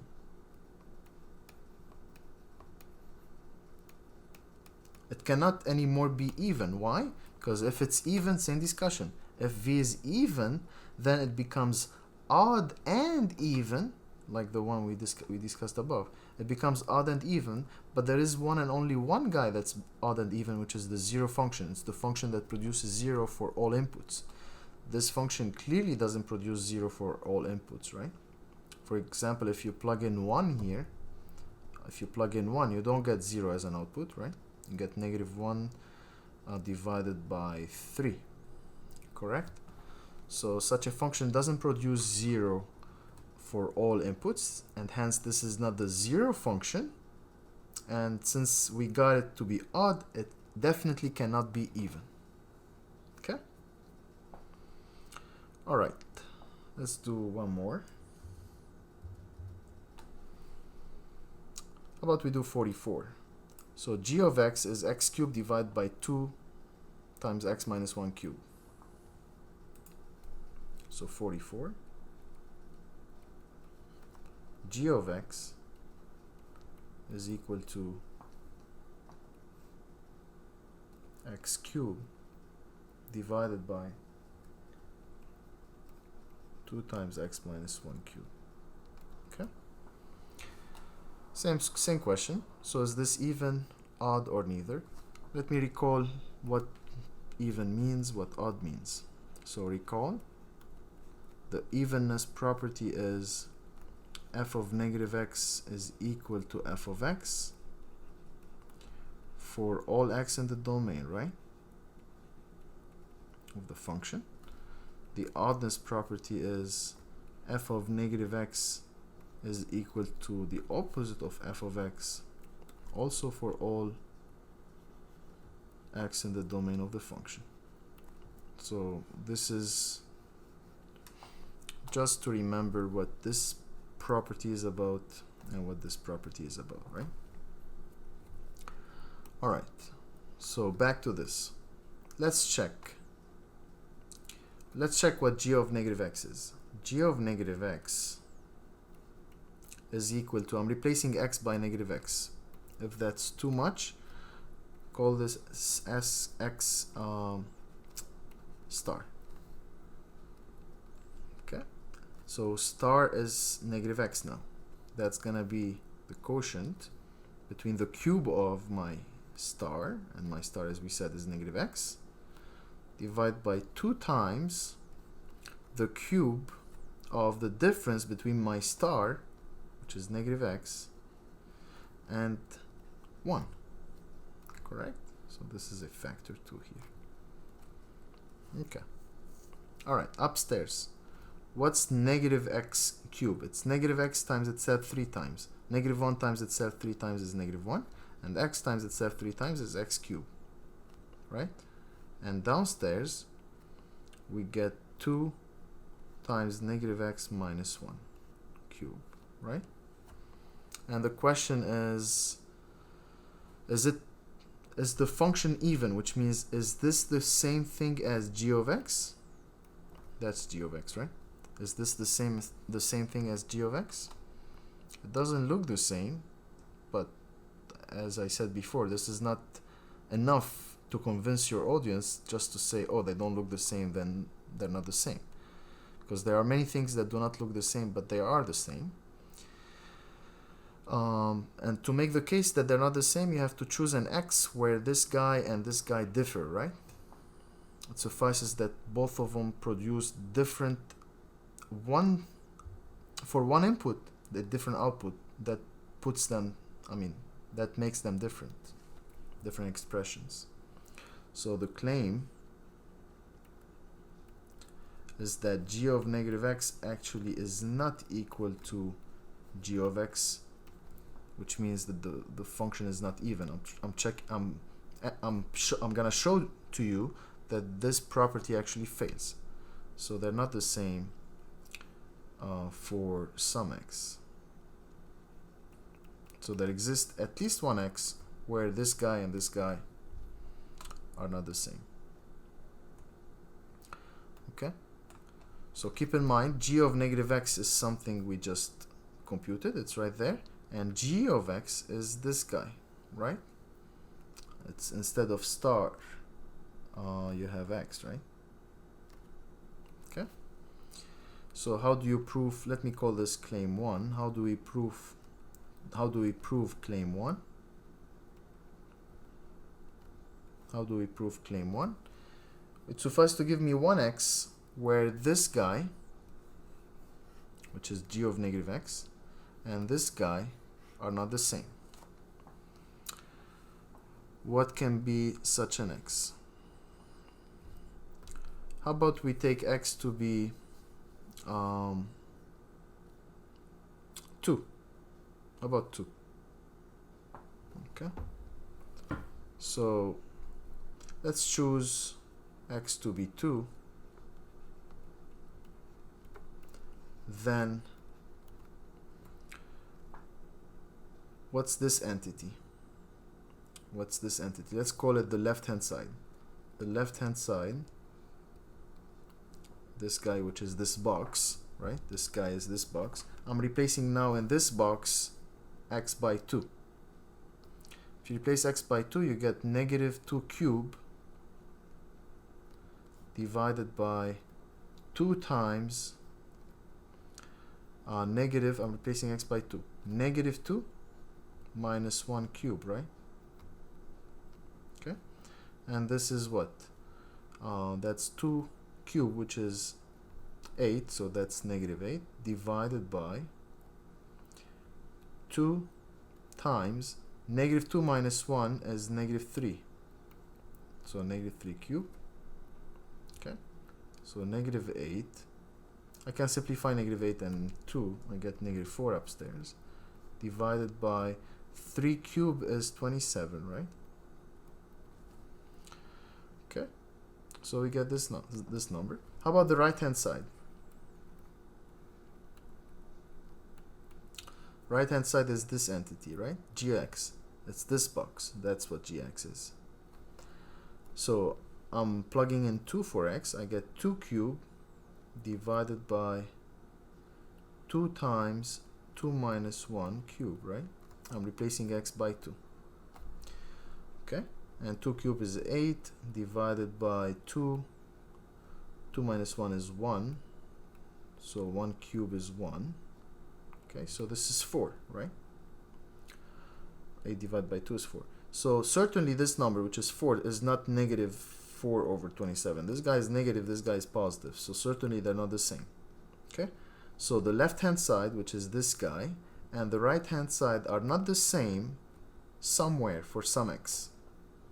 This means that this property, the evenness property, fails because we found an x where this guy and this guy do not match, and hence the function is not even. So therefore g in this case, g is not even. Okay, so this is how you convince your audience, or this is a way to convince your audience that this box and this box are not the same. Okay, again, it's not enough to tell them, okay, take a look here and here, they don't look the same, and hence I have to believe that they're not the same. Two expressions are not the same, right, if they don't produce the same output for the same choice of their variable. Okay, so if you take the same x here in this box and in this box, and they don't produce the same output, then they're not the same expression. Okay, as long as once you find such an x, at least one of those x's where the two produce different outputs, then they're not the same for sure, the two expressions. Okay, the second claim I'm gonna make is that this box is not the opposite of this box, which means I'm saying that g of negative x is not gonna be negative g of x, so it's not gonna be odd. G is not gonna be odd. Okay, let me add one page here. All right, so let's do it again. So claim 2.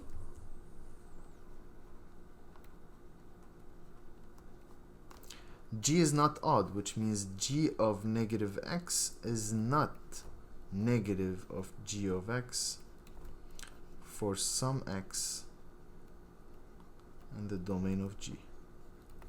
Okay, so this should technically be domain of g because the name of the function is g here. So now what I'm saying is, in claim 2, the function is not odd, which means g of negative x, which is this box, is not equal to the opposite of g of x. That's g of x, so it's not equal to the opposite of this box somewhere for some x. Okay, and how do we show this? Let me zoom out still. How do we show it? So proof of claim 2.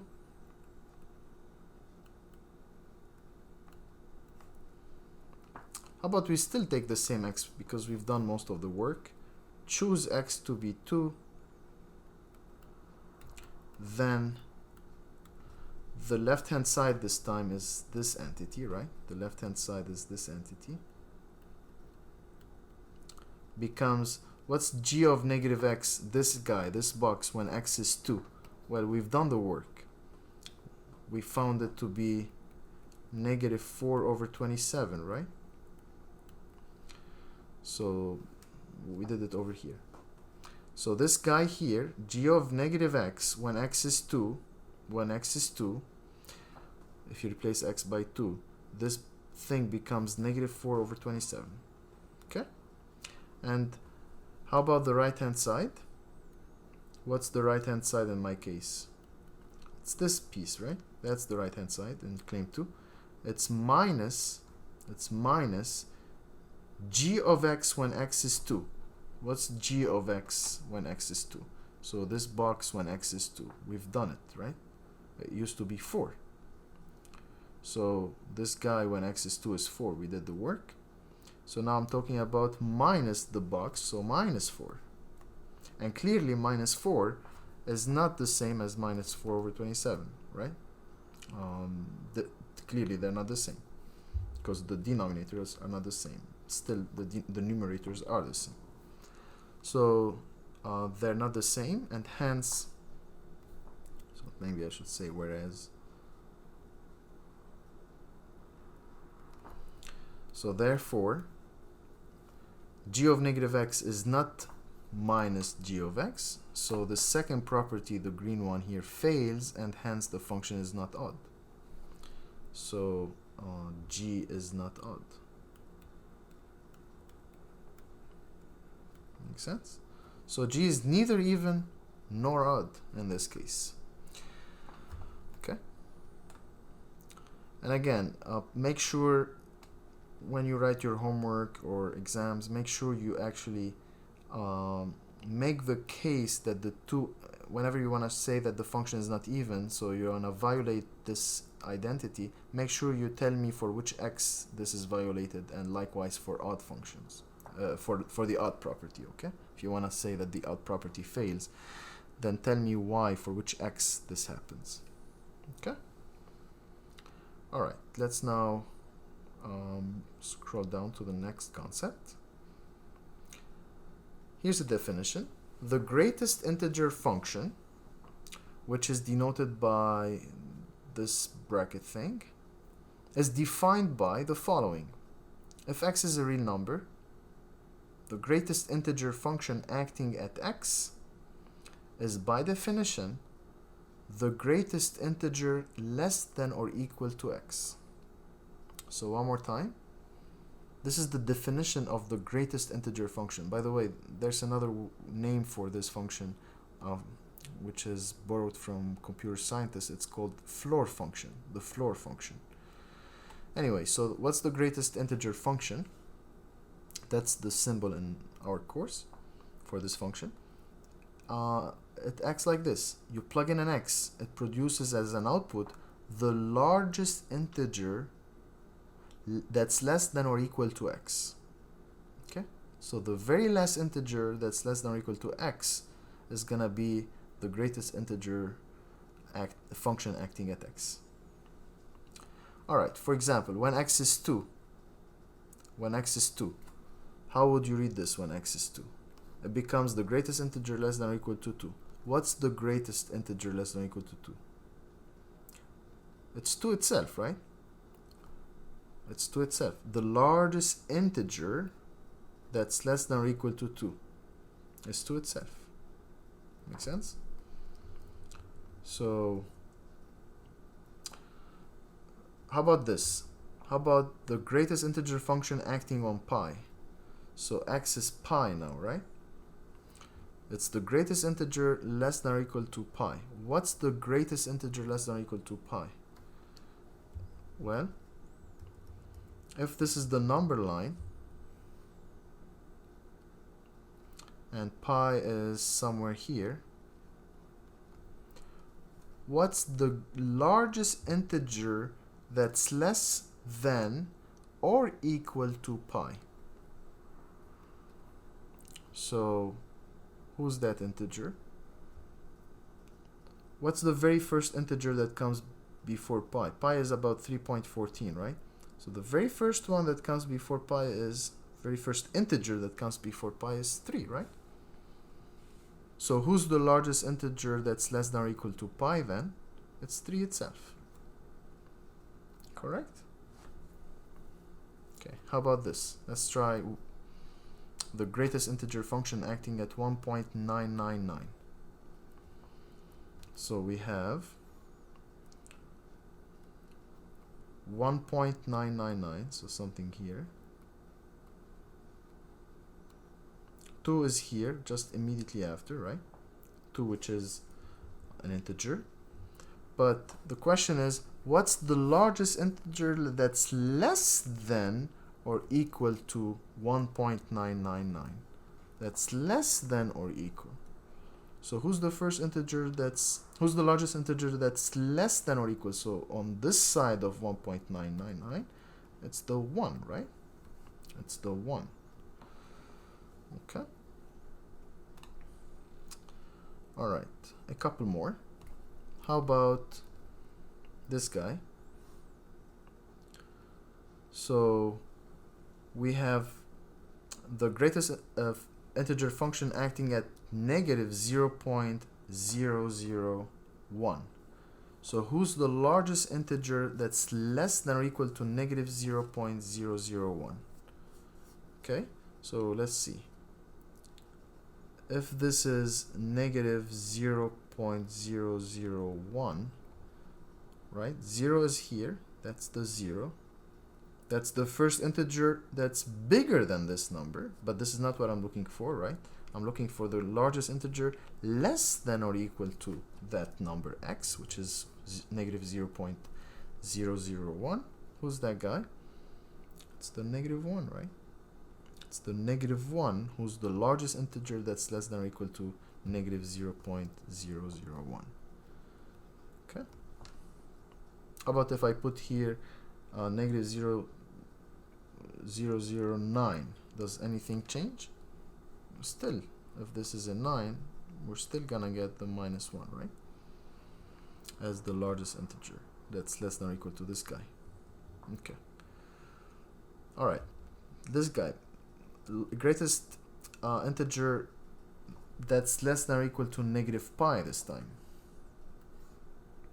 So negative pi, let's say negative pi is here, right? Who's the last integer that comes before it? Who's that guy? If you think negative 3, no, negative 3 is actually here. Negative 4 is here, right? Negative 4. So this guy is negative 4. Okay. Okay, so how would you graph this function? The greatest integer function. How would you graph such a function? Let's think. If this is the xy plane,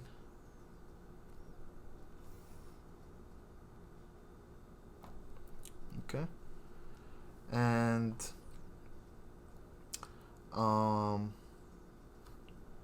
let's think about 0, 1. Let's think about 0, 1. If you take any number between 0, 1, what's the greatest integer function acting at such a number that's between 0, 1? It's gonna produce what? So if you give me any number between 0 and 1, right, and you plug it in here, the output is gonna be 0, right? So let me record this over here. Whatever you plug in this function x, if this guy x is between 0 and 1, then this is gonna be equal to 0, right? Because the largest integer that's less than or equal to such x is equal to 0. Make sense? So the function at all these points is gonna be the 0 function. So it's gonna look like this. Correct? How about at 0? If x is actually equal to 0, what happens? If x is equal to 0, the largest integer less than or equal to 0 is 0 itself, right? So the origin is part of the function too, as part of the graph too. Correct? Because when x is 0, when the input is 0, the output through the function is also 0. So 0, 0 is part of the graph. How about now if you reach 1? If x is actually 1, what is this? What is this? What's the largest integer that's less than or equal to 1 itself? Well, it's 1, right? So at 1, the function starts being at height 1. Correct? It's not at height 0 anymore. So here I have a hole. Here I have a hole, right? Okay. All right. Let me be very clear. This is a hole. Just want to erase this part. Okay. All right. Let's keep going. Now, if you take an x between 1 and 2, if you take an x now, this time between 1 and 2, let's erase this and start over.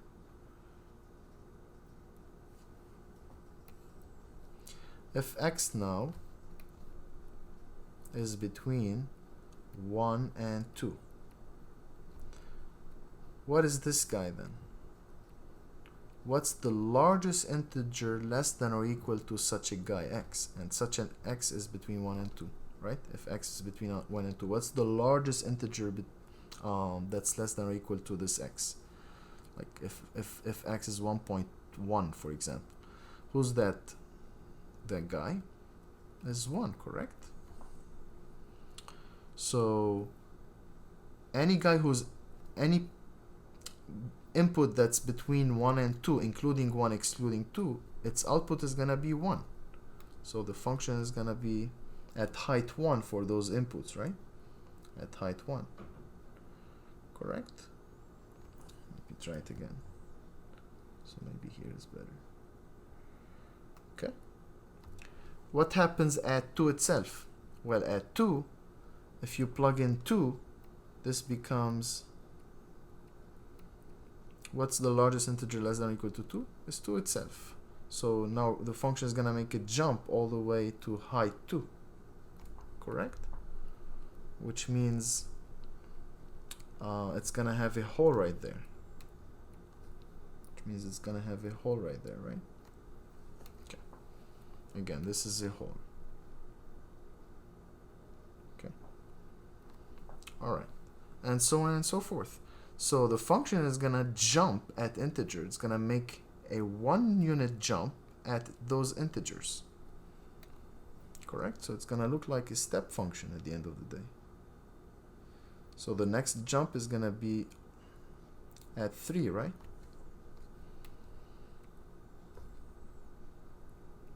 At 3. This is supposed to be at 3. Okay, it's not very clear, but this is supposed to be here. Because at 3, the function starts being at height 3 and so on. Correct? So I'm going to just put dot, dot, dot.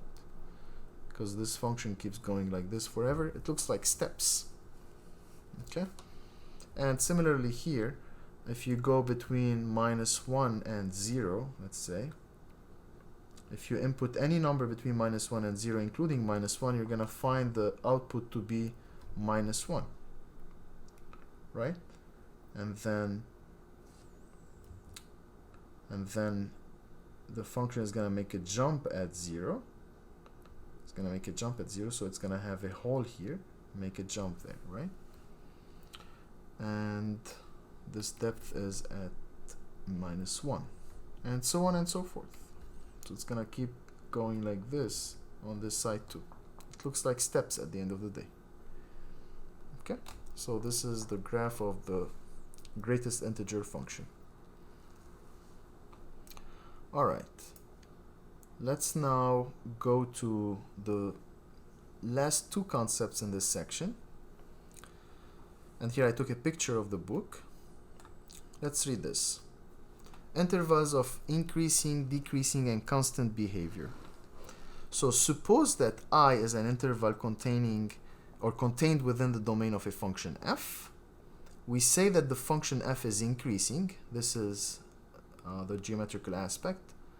It should look like this, something like this. And the geometrical correspondence to this is the following.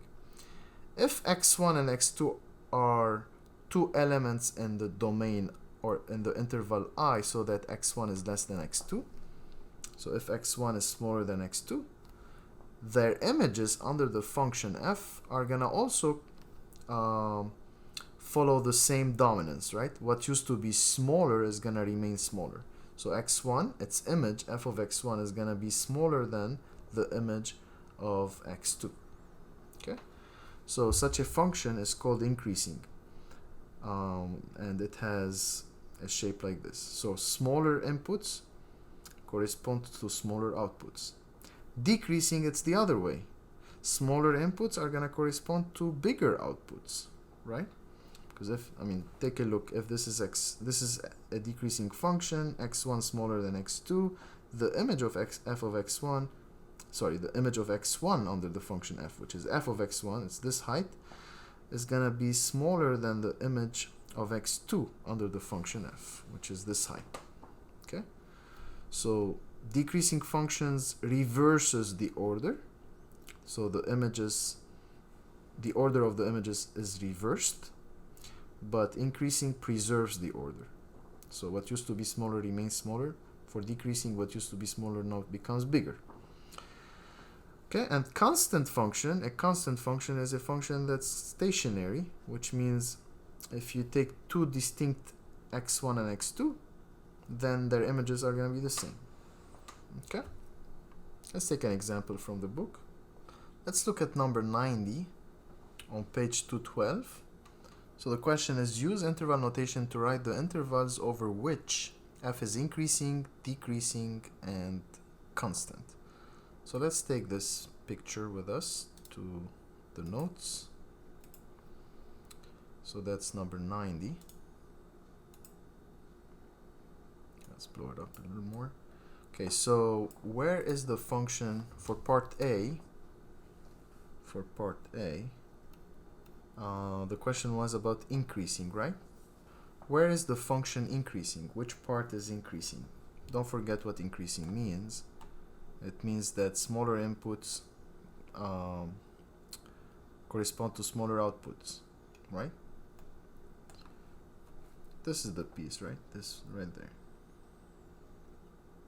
That's the piece that's gonna be, and since we have an arrow, this means it's a rigid thing, right? It keeps going forever this way. And what's that interval? It's minus infinity all the way to 0, right? So the question, let me show you the question again. Use interval notation to write the interval over which f is increasing. So we're gonna ask ourselves for which input such a portion of the graph is happening, and those inputs are from minus infinity because this function keeps going, it blows down this way, right?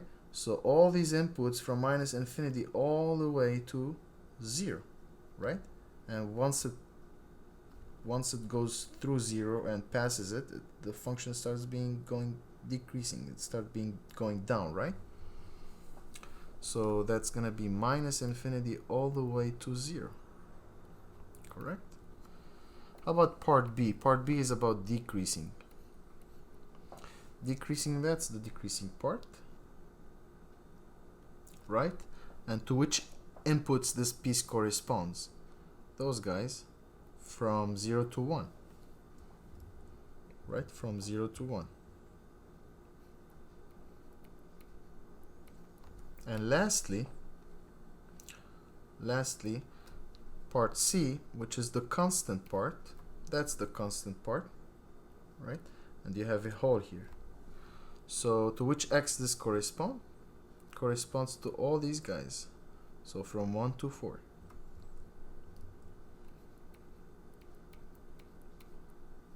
Okay.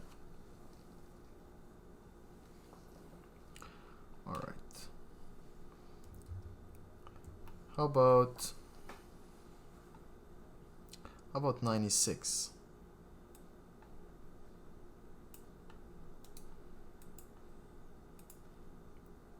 Let's paste it here.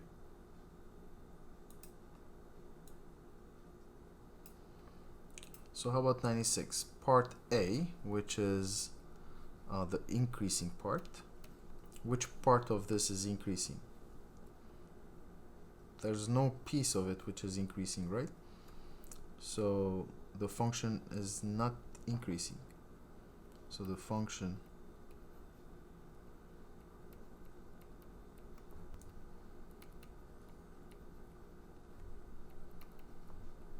so there is no piece of it which is an increasing portion, right? Part B, the decreasing part. Which piece is decreasing? Well, this piece is decreasing, right? It goes down. So meaning smaller input correspond to higher output, and this piece. Correct? Okay, so to which x these two pieces correspond? This piece corresponds to all these x from minus infinity all the way to 0. And this piece corresponds to all these guys from 2 to infinity, correct? So minus infinity all the way to 0, which is this part. I'm gonna adjoin it to all these guys from 2 to, or anything once you pass 2 all the way to plus infinity. Okay, this part. And lastly, part C, which is the constant part. That's the constant part. To which x they correspond? Those x between 0 and 2. Okay. And the very last concept in this section is relative minimum and relative maximum values. Let's read the definition. And this picture goes along with this definition.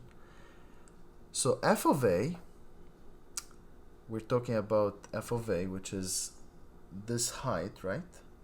Which is this height, is referred to as a relative maximum or local, right? Or local maximum of the function f if you can find a neighborhood of a. Look, this is a neighborhood of a, the point a, such that f of a is larger than or equal to any other value that the function takes at a point coming from that neighborhood. Okay, so I repeat, or actually I'll try to illustrate it using the picture. So f of a, if you just focus on this portion of the graph, just this portion, right, of the graph, this height, that's the highest the function reaches in this portion. Okay, which means no matter what x you take in this neighborhood of the point A, the height of that point x is gonna be at best f of a. So such a height is called a relative or a local maximum. Okay, it's not the absolute one because the function reaches higher values, right? This function keeps going up. It reaches higher values, but locally, this is the highest it reaches. Okay. Similarly for relative minimum or also local minimum, you can say. If you can find a neighborhood of a point where the function doesn't get lower than a certain value within that neighborhood, then the height of this that height that I was alluding to is actually referred to as a local minimum. Okay, for example, in the picture B, at B you're gonna have a relative minimum, which is this height f of b, because f of b is the lowest point that the function reaches in this neighborhood. Okay, it reaches lower, again this is a local one, it's not an absolute, it reaches lower, but this is away from this area, from this neighborhood of b, right? All right, let's go and do one problem like that. How about number 100? This one. So what's the question? The question is, identify the location and value of any relative maxima or minima of the function. Okay, so that's number 100. So where do you see a local or relative extremum, like minimum or maximum? This point here looks like at this point at -2, you have a height which is a local maximum, right? Because locally this is a peak. Also at 2 you have a local maximum, and at 0, when x is 0, you have a local minimum, right? Again, it's everything is relative here. It's local. I'm not talking about the absolute one. Okay. All right. So let's actually write these things. So at x equals -2, the function has a local maximum or relative maximum, correct? This guy, and that value is how much? How much is this height? It's 3, right? It's 3. Okay. Similarly at 2.